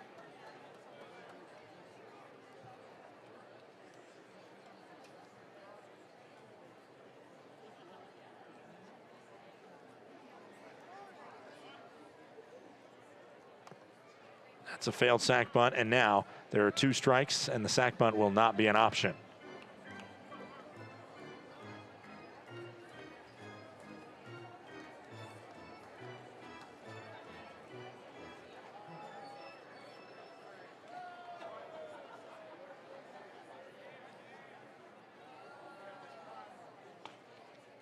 The 1-2, no out pitch into Carson Hornung. Step off, just to look the runner back.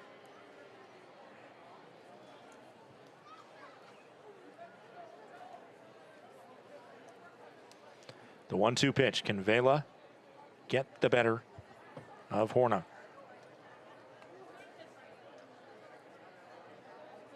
Swing and a miss. And it's a strikeout. That one off at 80 miles per hour, nearly dead center. And Hornung comes up empty. Up comes Jake Millen, who again, 2 strikeouts against Vela. But the 3rd time through, he is certainly at the top of the list of guys that can do damage and flip this game on its head. That is part of the gamble the Range Riders have with Jake Millen. High risk sometimes, but high reward others. The grand slam 2 nights ago. It was right around this time when he put one over the right center field fence.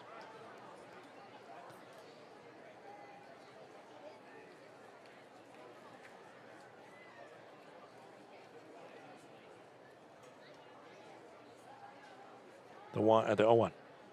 Swing and a miss. It's 0-2.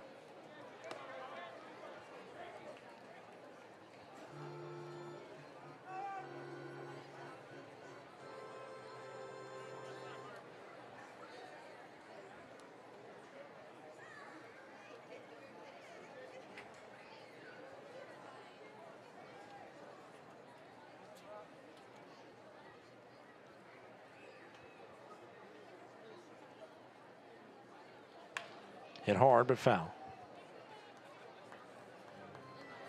0-2, 1 out, bottom of the 7th inning. This at-bat feels huge between Millen and Vela.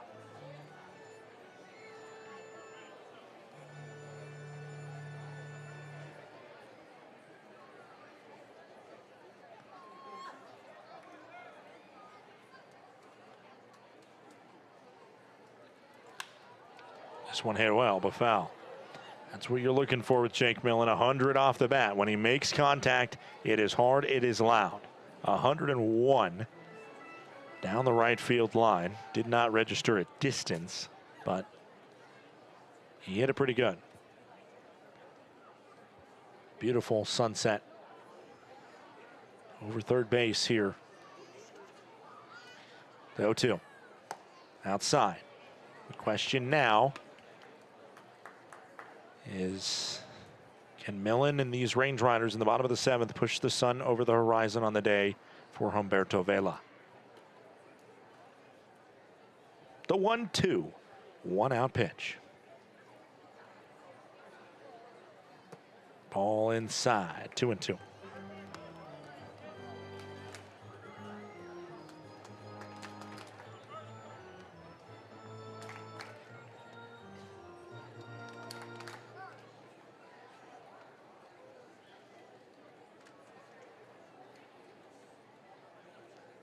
Two, 1 out pitch.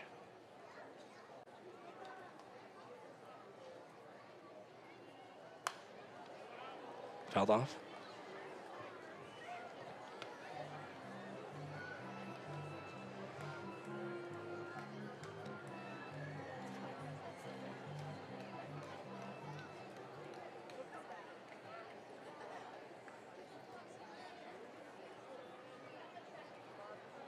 Two once more from Vela to Millen.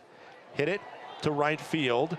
That one has a little bit of juice behind it, getting to the fence, and that baby is gone. Goodbye, baseball. Jake Millen does his damage in the 7th. It is Range Riders 4, Boise 3.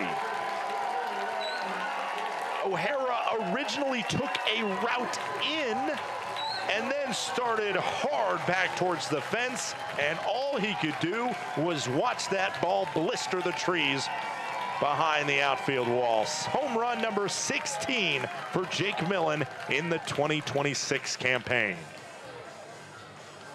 What a gutsy at-bat from a guy who has been on the wrong side of Vela's pitches through the first 2 ABs, got struck out quickly by the right-hander.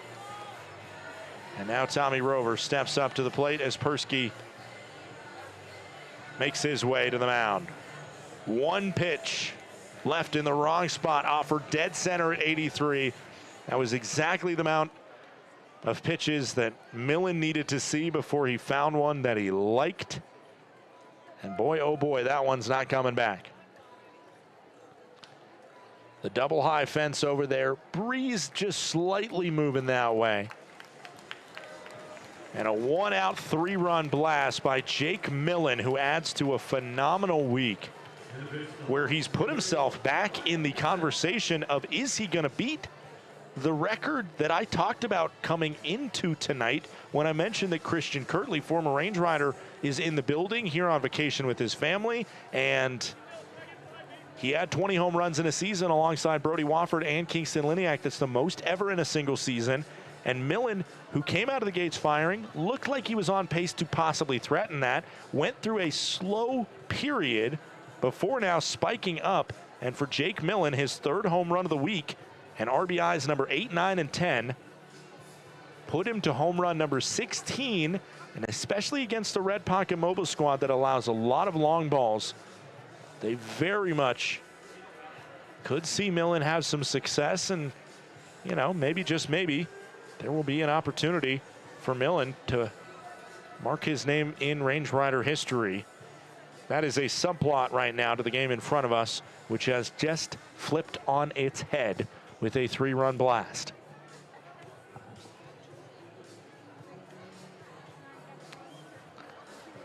One out, bottom of the 7th inning. As a new pitcher is into the contest here. It is Ryan Dusang taking over. Man, you feel for Vela because he pitched his tail off, and it is very similar to how Aiden Elfring probably felt on Tuesday night when he allowed a 2-run blast to O'Hara. That was the only real time that he got breached, but that was enough for the loss, and right now Vela is in the same situation. Tommy Rover steps to the plate versus Ryan Dusang, who on the season has a 6.86 ERA, 5-2 record, his 39th appearance. This one, fair ball down the right field line. Extra bases for Tommy Rover. Throw comes in, and Rover's into second cleanly. That one perfectly placed, a fun one to watch from the booth up here. Just saw that one bend, and it was not fair for long, but it was fair when it needed to be. Casey Murray steps up to the plate, and a pinch runner will move to second base as Todd Pratt wants a conversation with our home plate umpire. Drew Collins into the contest.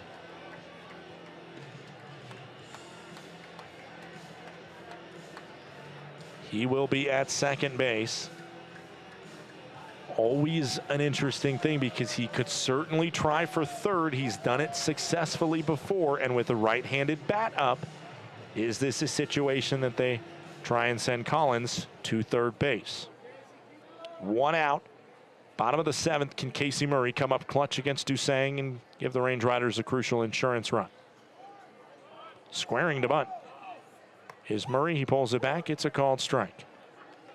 Final line for Vela. 6 1/3, 7 hits, 4 runs, all of them earned, 3 strikeouts, and a walk. No, 0 walks. 0 walks, 0 hit by pitches. Great night. Just not enough. Count goes to 0-2 as Dusang works ahead quickly. Casey Murray trying to come through clutch. But of course, unless there's a double play, Kyle Ashworth will get a shot. He's certainly due. An 0 for night for him. The 0-2 coming in. Good job to stay alive. A late swing. Murray 1 for 2 tonight. Coming into this series, or coming into this game on the series, he was batting .308, right in the middle of the pack for the Range Riders.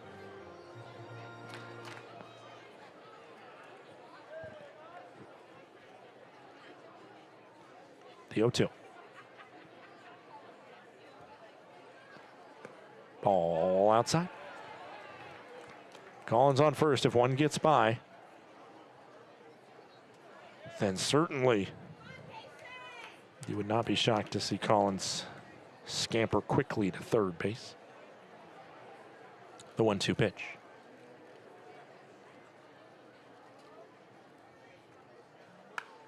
Another chop to just get a piece of it and stay alive by Murray. Murray, you feel the rookie settling in throughout his time here with the Range Riders. Murray, nicknamed Boogie. The 1 ball, 2 strikes. Pitch into Boogie. Outside. 2-2. This is a great AB, no matter what the result is. Professional from Casey Murray. The center fielder finished up his career at Cal Poly this spring. Has come in, put his head to the grindstone, put in the work. The 2-2. Fouled off. 7 pitches this AB already from Casey Murray.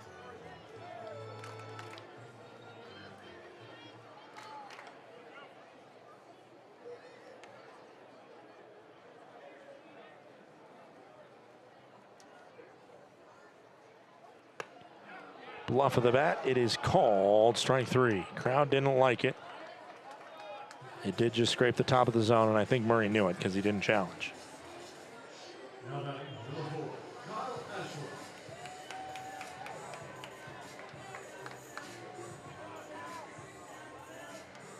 Kyle Ashworth now has an opportunity.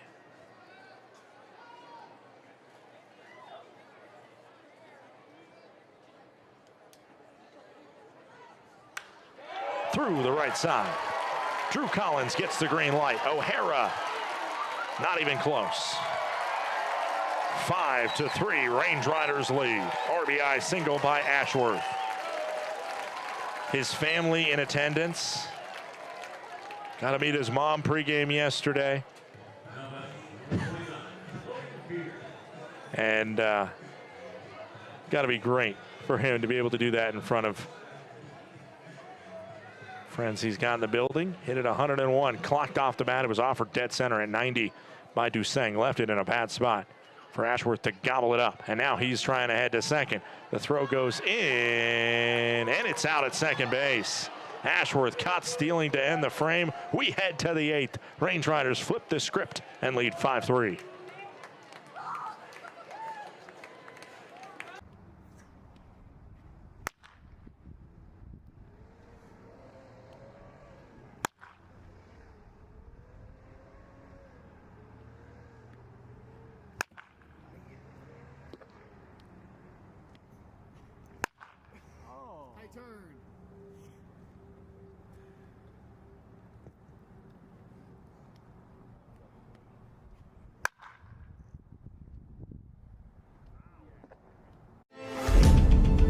Numbness and tingling in the hand can make you lose your grip. Hi, I'm Dr. Nate Fogel. I'm an orthopedic surgeon and hand specialist here at Logan Health. Repetitive actions can lead to a condition called carpal tunnel. Left untreated, these symptoms can interfere with your daily life. Our fellowship-trained hand surgeons offer patient-specific care to help you regain control. Here's to getting a grip on life. Welcome to Magoo & Company, a third-generation family-owned business nestled in the heart of downtown Whitefish. We offer a dazzling array of diamonds, ethically sourced Montana sapphires, and captivating custom designs that capture the essence of Montana's natural beauty. From jewelry design and appraisals to cleaning, repairs, and gemologist consulting, your satisfaction is our priority. Experience the magic of Magoo & Company and discover the perfect piece to celebrate life's special moments.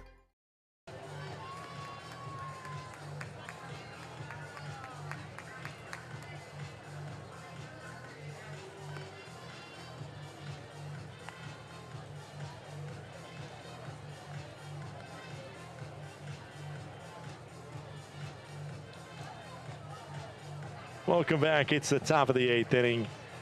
It's Alex Bustamante onto the bump. 5, 6, and 7. Campbell, O'Hara, and Grant do up this half inning. Bustamante has been absolutely electric this series, but he will try again against this Boise squad who he's had some chirping back and forth with. I believe it was either Campbell or Meyer that he struck out to end a contest and had a little back and forth with. That was 2 nights ago.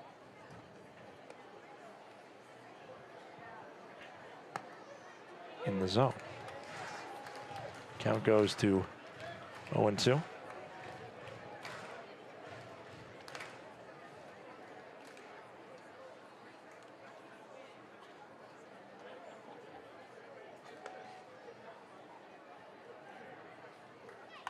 Hit on the ground, chopped foul.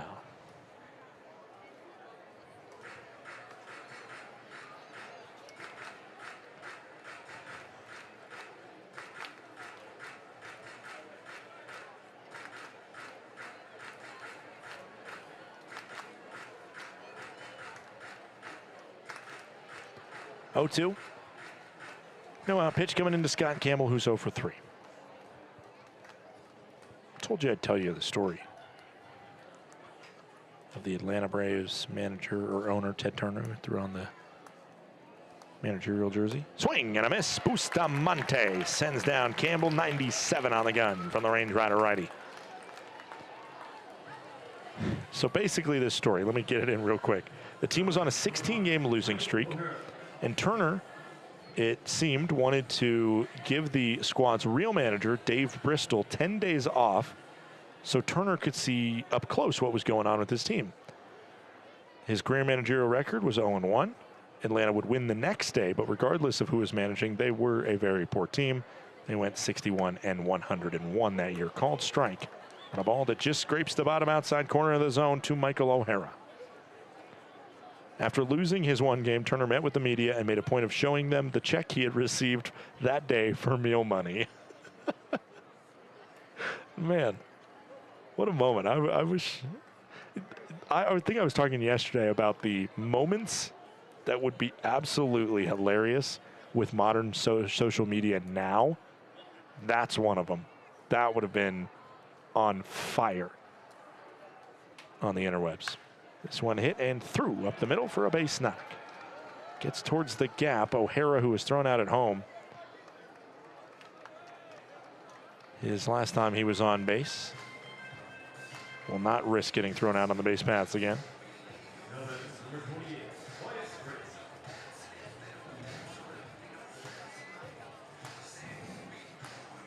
Man.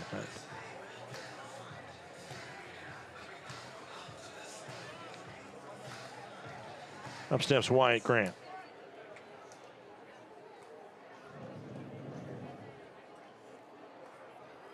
(1977) was the year that Ted Turner suited up. Swing and a miss by Grant. Final line for Ingman in his 1 inning of work. 1 hit, 1 run. The solo shot over right field fence. 0-1. Down low. 1-1.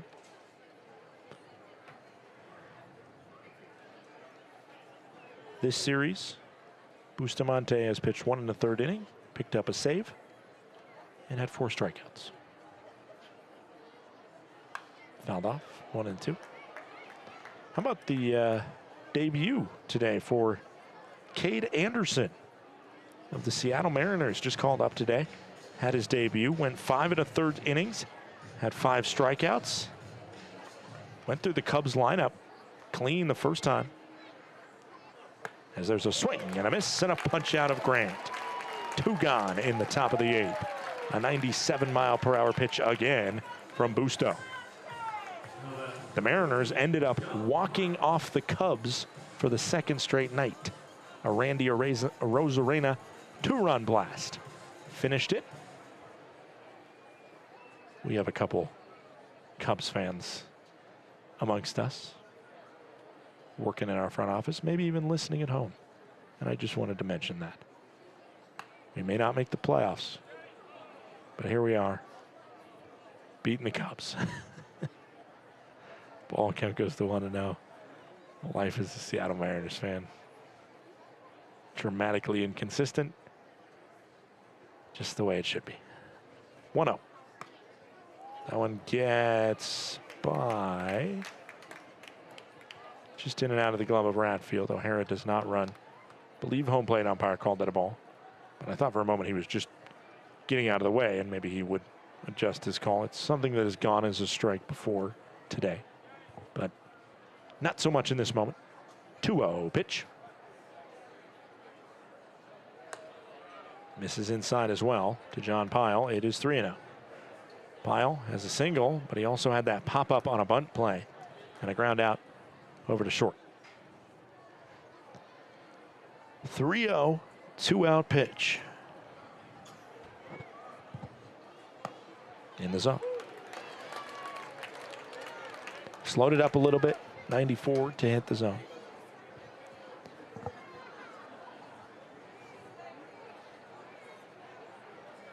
Official attendance here tonight, 2,132.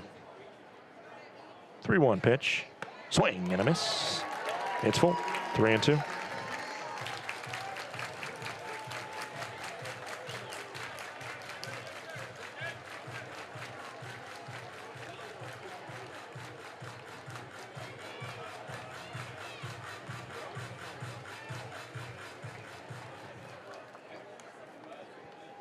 Payoff pitch coming in. O'Hara will run over at first base on the pitch.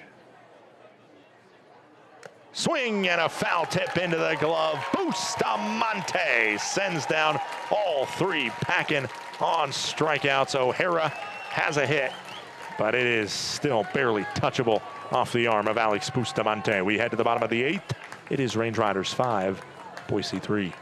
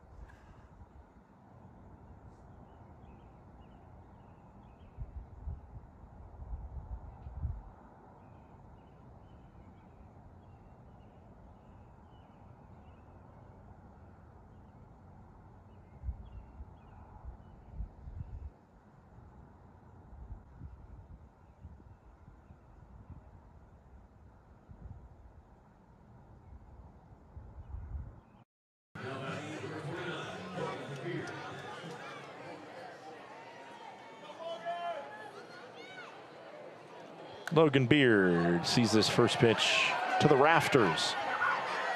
And it is foul. Out of play, bouncing on top of the dugout, and that kid sent it. Well done. You're not supposed to go on top of the dugouts, but if there's a foul ball there, all bets are off. Beard, Ratfield, and Vredenberg due up. Logan Beard got us started with the home run in the bottom of the first inning. Solo shot. This one to the backstop.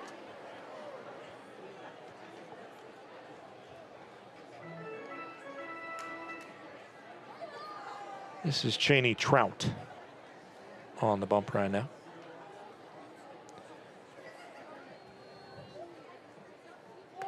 Misses. 2-1. Cheney Trout on the year, 4.58 ERA, 45th appearance. He has an arm that Sean Persky trusts. In the zone, 2-2.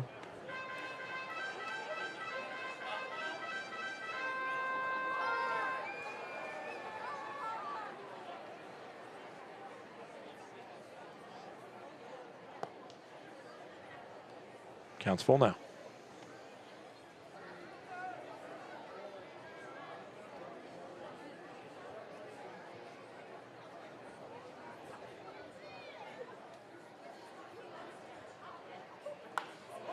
This one hammered to left center field, backing up to the track, and it's off the wall. Logan Beard to second base.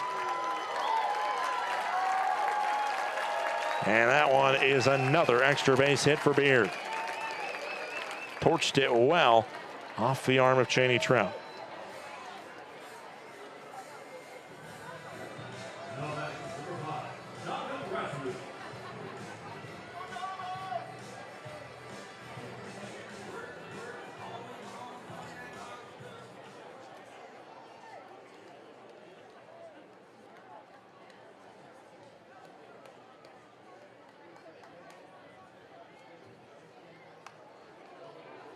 Fouled off. Donnie Rat 1 for 3 tonight. Range Riders now have what I got down as 10 hits on the day.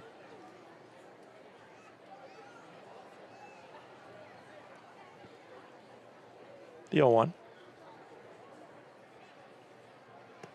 Missed. 1-1.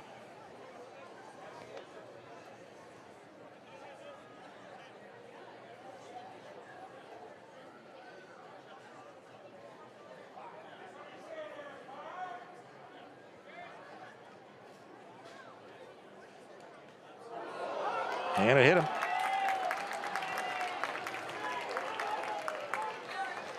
I'm afraid to look at the scoreboard, but I think we're going to have a final in Long Beach when I look at it. The last time I checked in on the scoreboard, it was Long Beach 11, Missoula 7. That would be a massive result for Glacier. It is final, and Long Beach has beaten the Missoula Paddleheads. Every Missoula loss is massive for the Glacier Range Riders. Billings with a 14-3 lead. That is also massive. This one popped up into the air by Gabe Ressler, who is pinch hitting. Difficult situation for Ressler to come into. Hasn't had an at-bat in a couple days. And trying to be very situational, drop down the bunt there. Unable to do so.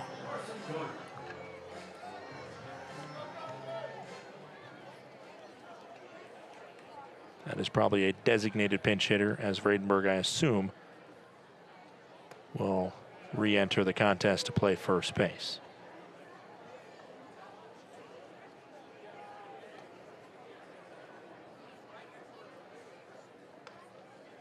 Garner up at the plate. Garner 2 for 3. 2 singles, something like that. And have a very good chance to score Logan Beard right now. That's called a ball or a strike. And smart by Garner. Oh, no, he did challenge it. He'll get it. I didn't think he was challenging it, because situationally it doesn't make a ton of sense, but it was a fairly egregious call. It was definitely up in the zone. 1-1 the count.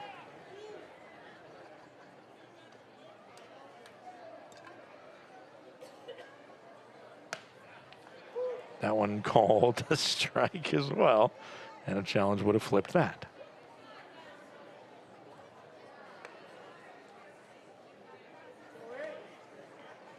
The 1-2, 1-out pitch. Runners on first and second. It is a ball. Just a little bit further outside than that last one. Other score lines, other than the Billings and Long Beach win, which are the most important. It looks like they're still in a delay in Ogden 0-0. Oakland leads Modesto 13-12.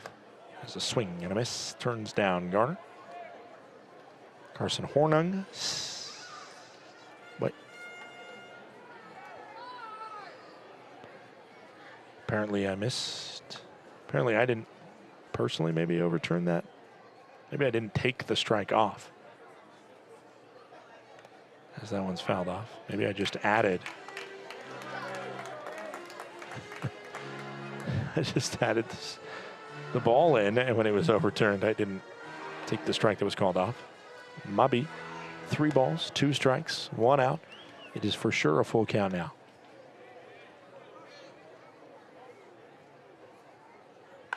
This one into shallow center, down for a base knock. Green light to send the runner home. Campbell gets up, makes the throw to third, and it will be a collision there. Safe is Radfield. Both players coming up a little bit hobbled as Pyle took the brunt of that one. Radfield slid through the bag, and it might have gotten a red card on the soccer field because he came in pretty recklessly, studs up, but you're entitled to go to the bag. And the catch was not clean. And that is maybe the end of the day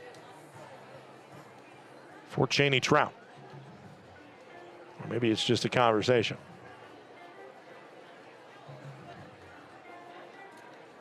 Range Riders score 1 run on the RBI single by Carson Garner. He is now 3 for 4 on the day. Radfield goes first to third in an aggressive move. And the Range Riders now lead 6-3 here at the ballpark. Bottom of the third in Idaho Falls. Whatever they got in Ogden, they also got in Idaho Falls, because they have not continued play since the bottom of the third inning. But the Red Pocket Mobiles lead 1-0. I say stop the count. Red Pocket Mobiles give them the dub. A squad that has faced 29 losses in a row, staring down the barrel of what would be a 30th loss in a row. Maybe they'll play a doubleheader tomorrow and risk 30 and 31 all in one day before they head to Glacier Bank Park next week. Oh, Nelly.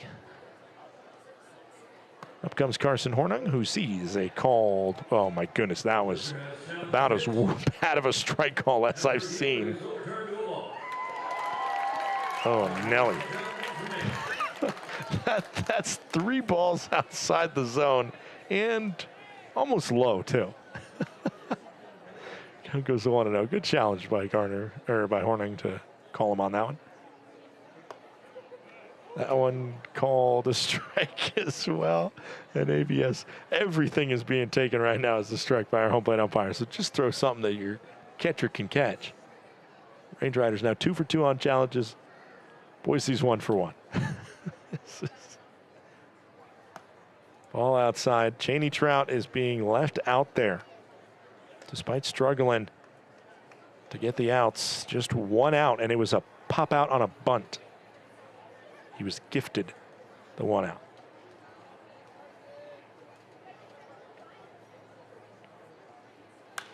Hammered to right field. O'Hara watching it fly into the night sky. Carson Hornung, goodbye baseball. Range Riders lead 9-3.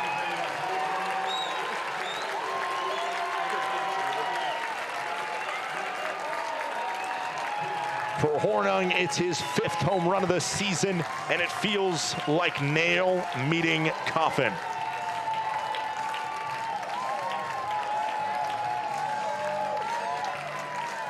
Absolutely clean off the bat, 105 and 416 feet over the right field fence. The day is now done for Trout, who records 1 out and will not be gifted the sight of Jake Millen.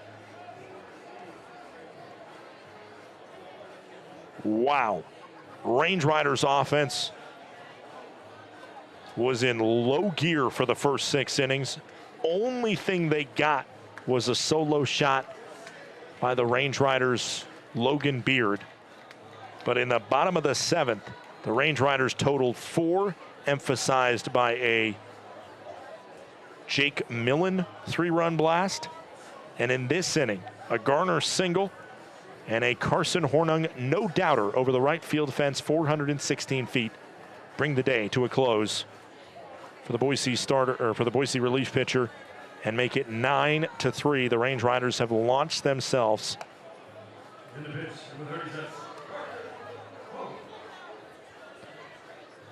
as a new pitcher into the contest.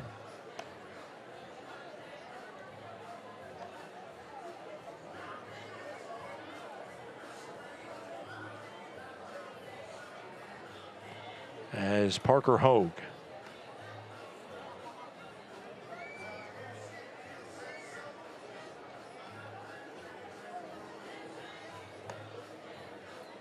Might be Hodge, but I do not have a pronunciation guide, so I'm going to go Hodge. I'm going to send it with Hodge. Flying blind here. A lot of space in the bottom of this roster, but no pronunciation guide, no visiting broadcaster for Boise. Hodge just 8 innings pitched, 1-0 record, 4.5 ERA. 5th appearance for him. He does have 1 start.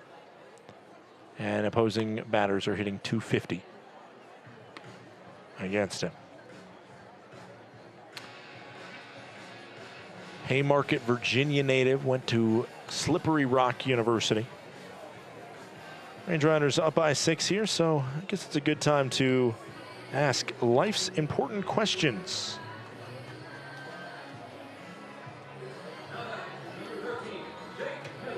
And this is a really important one as Jake Millen steps up to the plate. This is something that I have probably some of the most spirited, passionate debates with my sister about, and that is the pronunciation of the word, as that is called a strike, yet did not hit the zone. 0-1. The pronunciation of the word that refers to a moving image, not a video, not an image, whatever. And it's spelled GIF. How do you pronounce that word? Is it GIF or GIF?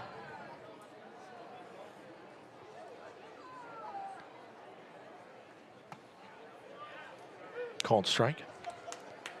My argument is GIF. That's what I've always gone with. I've always gone with GIF. My sister will sometimes come back and she's like, well, you say J sometimes with GIs, like giraffe. And I'm like, yeah, but there's also girl where you pronounce it with the G. I believe the founder, as this one's fouled up, I believe the guy who invented it, which, you know, it's like sliced bread. Like, you could invent sliced bread, but it's not, it doesn't create the most groundbreaking stuff to do. I don't mean, you know, something, but let's not let the owner just say whatever he wants. Because that's the argument, is that the guy who invented it said it's pronounced GIF.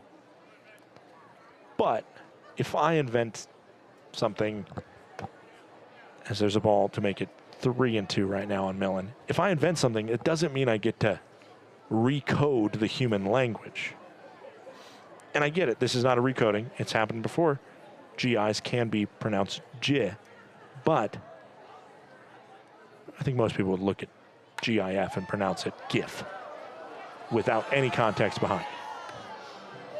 But now there, of course, is a very passionate cult. Actually, not anymore, but I do remember, like, this is obviously growing up, you know, living with my sister, and I just remember going back and forth on it as this one torched over to first base, caught by Haas. It's 91 off the bat of Millen, but allowed lineup. So let me know, Brendan Henshaw in our ticketing booth. He is on the GIF train. Also, he makes a very good point. For confusion's sake, there's nothing else that is referred to as GIF, but there is Jif peanut butter, which is spelled differently. So if I say, can you get me a Jif? There's not a lot of options where it would be confused, but maybe there is one or two where somebody might think that you're referring to the peanut butter brand. Want to know the count on Tommy. Double his last time up, just squeaked it down the right field line, ended up scoring. Well, his position ended up scoring. It was Drew Collins that came across.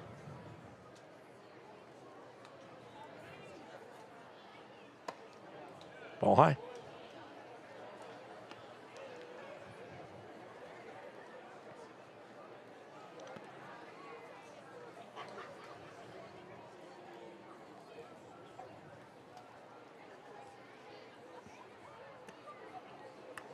And ball 4 and a walk.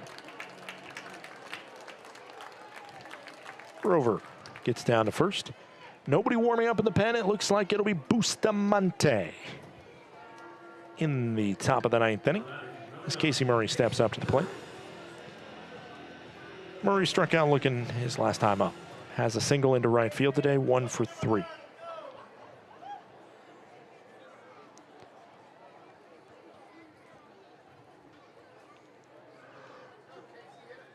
Swing and a miss.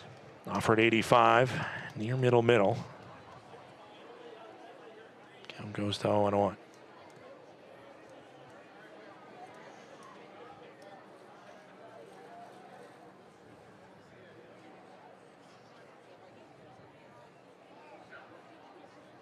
Pick off over to first.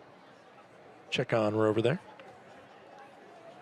Probably not a huge threat to go running. Just 5 stolen bases on the season for Tommy Rover.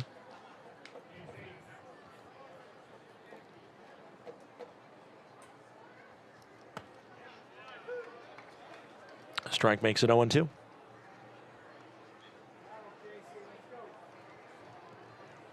This game cruised by for a while, but when the 7th inning started, Boise thought they had vaulted themselves in a definitive lead. Instead, it was the contrary.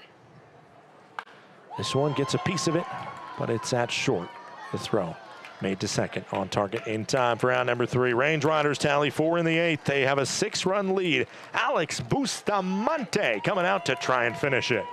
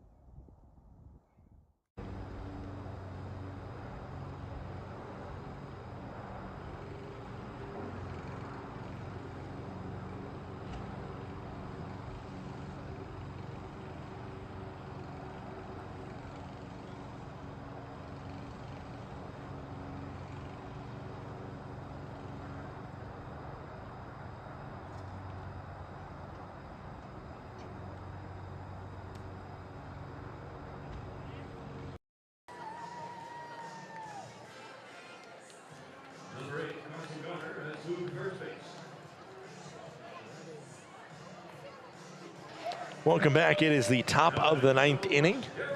Defensive changes being made as Wrestler will go into short.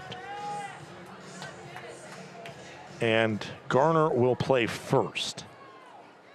Hopefully, it does not mean anything too bad is wrong with Bradenberg as the knees buckle. Hopefully, in general, with Bustamante on the bump, the defense isn't even called upon. That is a very real possibility with the strikeout stuff from this guy. Darrell Jackson 1 for 2 up at the plate. In the zone at 94. 0-2. Bustamante versus Darrell Jackson. The only base runner to reach versus Bustamante was a single by O'Hara last inning. The 0-2 pitch into Darrell Jackson. Popped it up, foul. That was decent contact. Off a 95-mile-per-hour pitch, and that was a great waist pitch. Just missed outside. Maybe you can entice a swing and a miss on it.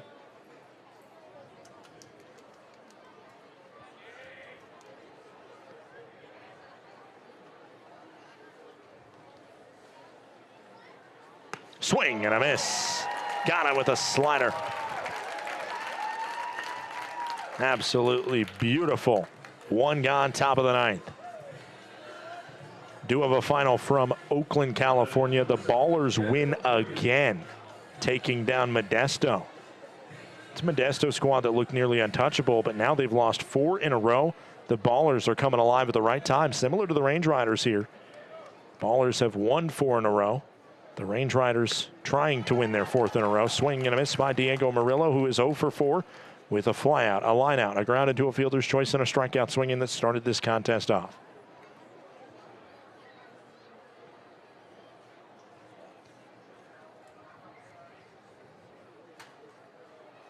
A 1 outside. 1 ball, 1 strike. Billings still just trying to slam the door shut on Great Falls. It's 14-3 in the Electric City. And again, Yuba and Ogden, Red Pocket and Idaho Falls, as of right now, not being played, likely will finish their games tomorrow as part of what is going to be a massive day of baseball, with Long Beach and Missoula playing one more contest. Billings, if they get a win, they could draw within. Swing and a miss. A strikeout, or a strike, makes it 2-2. Billings, when that score goes final, they're going to be 2 games back of Missoula. And so is Long Beach. If they can win tomorrow, they would be 2 games back of Missoula. So very much would create an interesting scenario for the final week of baseball here at Glacier Bank, and then one more week on the road for the Range Riders. 3 balls, 2 strikes, 1 out. Mustangs are winners of 7 in a row. The hottest team in the PBL right now. The 3-2, 1 out pitch. Swing and a miss. Bustamante is 5th strikeout of the day. And there is 1 out remaining to get. In the top of the 9th, it's Ethan Underwood, whose solo home run pushed it to a 3-1 game in the top of the 7th inning. And it almost looked, with the way the Range Riders offense was playing, that might be enough. Enter Jake Millen, who turned the game on its head with a towering fly ball over the right field fence. And then Hornung himself sent one sky high and beyond the wall. Those home runs, mixed with a couple RBI singles from Garner and from Ashworth, have given the Range Riders a 6-run lead with 8 unanswered runs since the last time Underwood picked up his bat. The 1 ball, no strike, 2 out pitch. Called strike.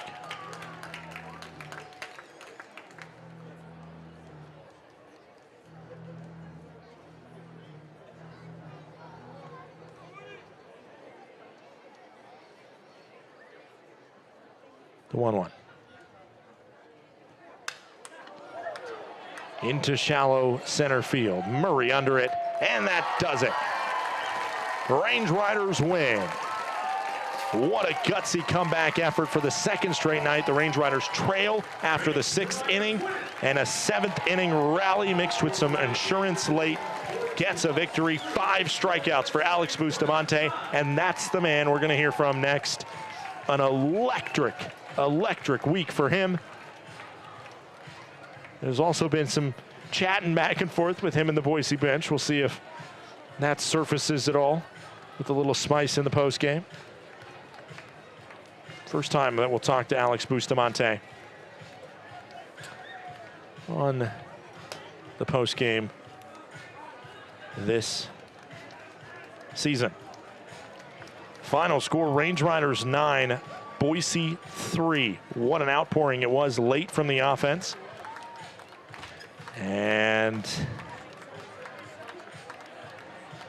we will see down on the field, Alex Bustamante and our sideline reporter, Lauren Hill, with the postgame. Bustamante entered with a narrow lead, so he'll get the save as well. We'll send it down to the field now with Bustamante and Hill. Alex, you pitched two scoreless innings with 5 strikeouts, 0 walks allowed, and only 1 hit allowed. What was working for you on the mound tonight in those last 2 innings? Oh, just trying to fill it up. I mean, you know, the offense did its job, gave us runs. I just had to throw strikes, let the defense work, and do my job. All right, in many fans' opinion, you have the most electric walk-up song of this season. Is this just the Bustamante vibe all the time? Of course, of course. The fans help me out so much. I mean, when that song plays, you guys get loud, and it's exciting. So thank you guys very much. All right, and finally, you've been here for the fireworks shows this season. We have one next Saturday. Tell the fans that have not been here for one, how good do we do it here at Glacier Bank Park? Guys, we do it best. You guys know that. Come show up and come put on a show. Let's go. All right, thank you, Alex. Thank you. Alex Bustamante. As soon as the game's over, nicest kid in the world. We head to the post-game show. We'll take a quick break. 9-3. Range Riders beat the Hawks on this Saturday night in the Flathead Valley. We'll be right back. Thinking about where to host your next office event? Book the indoor event space at Glacier Bank Park. With a capacity up to 145 people, our indoor event space is a flexible, year-round venue ideal for accommodating receptions, conferences, and holiday parties. The spacious layout boasts impressive stadium and mountain views, providing the perfect setting for guests to mingle, network, and celebrate. Book your office party today at glacierbankpark.com. When injuries occur, it can feel like your goals are out of reach. I'm Dr. Karen Purser, an orthopedic surgeon and sports medicine specialist at Logan Health. If you injure a joint, muscle, or bone, our orthopedics and sports medicine specialists are here to help. Our highly specialized surgeons, clinicians, and physical therapists offer innovative treatments and the latest minimally invasive procedures to help you recover and return to activity faster and stronger so that you can reach your goal. Welcome to Magoo & Company, a third-generation family-owned business nestled in the heart of downtown Whitefish. We offer a dazzling array of diamonds, ethically sourced Montana sapphires, and captivating custom designs that capture the essence of Montana's natural beauty. From jewelry design and appraisals to cleaning, repairs, and gemologist consulting, your satisfaction is our priority. Experience the magic of Magoo & Company and discover the perfect piece to celebrate life's special moments.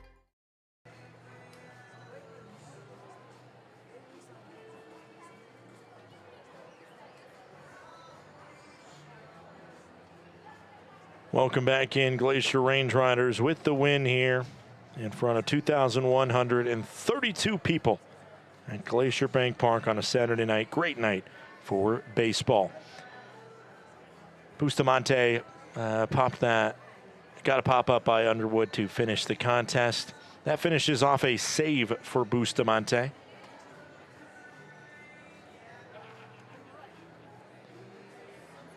As the winning decision will go to Jared Engman. He allowed that solo shot, but the lead was taken in the bottom of the inning, and that was enough to get him the decision. But you got to give it up to Langston. 6 innings pitched, 2 earned runs, 6 strikeouts. Man, he was looking good. And Bustamante, obviously 5 Ks, picking up the save. That was absolutely brilliant. No walks, 2 clean innings, just 1 hit allowed. The losing pitcher will be, I believe, Dusang. Yes, it will be. No, it'll be Vela. Yeah, it'll be Vela. Humberto Vela gets dinged with the loss as the Range Riders win their 4th straight and put themselves in a little bit more viable of a shot at the playoffs. Of course, it's going to take a very impressive couple weeks, but they're doing everything they can here to possibly threaten a playoff spot. And with that, let's look at the scores around the league one more time. The biggest decision: Long Beach 11, Missoula 7, Oakland 13, Modesto 12, Billings with a 14-4 lead. I believe that game is going to shortly end here, if it's not already ended and they just haven't finalized it. And 2 suspended games between Yuba Sutter and Ogden, and Red Pocket and Idaho Falls. Range Riders 42 wins here tonight. If the Range Riders win 2 out of their final 7 home games, it will be the most prolific home record in franchise history, as Glacier currently has 29 wins at their home ballpark. The most wins they've ever had was in 2023 when they won 30 contests at the home ballpark. They also have already had a better record now than last season, and as well as 2022. They have a better record by 1 game, or 2 games by 2022's standard. They are chasing 2024, that PBL championship team that was 48-48 overall. And the 2023 squad at 54-42 is still technically in play. The Range Riders could get to that mark, but they would need to win 12 out of their final 13 games. Final score, we'll do it from the Flathead Valley in northwest Montana. Huge shout out to everybody that makes this broadcast possible. It's hard to understate how much our front office staff as a whole, one of our fearless leaders, Leo, celebrating his birthday today. A huge shout out to him. He does so much for this Range Riders organization. If you're a fan, if you know the Range Riders organization, you know what he means. He is all over the concourse during games. So a huge happy birthday to him, as well as Brendan, who had his birthday yesterday, who's also working in our front office. But just everybody, our game day workers, everything like that. I think we are all really lucky to be spending Saturday nights at Glacier Bank Park, and it was another fun one here this evening. Everybody out there, appreciate you so much. And for all of us here at the Glacier Range Riders, including our director in the studio, in the HTN studio, Christian Banda, our director in the stadium, cutting this broadcast, Janelle Ruby, and everybody else that makes this possible down on the sidelines, Lauren Hill with the post-game interview. For all of us here at the Glacier Range Riders, we really hope you have a great rest of your day, rest of your weekend. We'll talk to you tomorrow at 1:05 if you tune in to us then. And if not, please continue to have just an awesome, great weekend and enjoy every moment. Give your family a call, give your parents a call, and tell them that you love them. It is a Range Rider win. It is 9-3, the final score, and we head to tomorrow's contest. And until then, have a great rest of your evening and stay safe out there.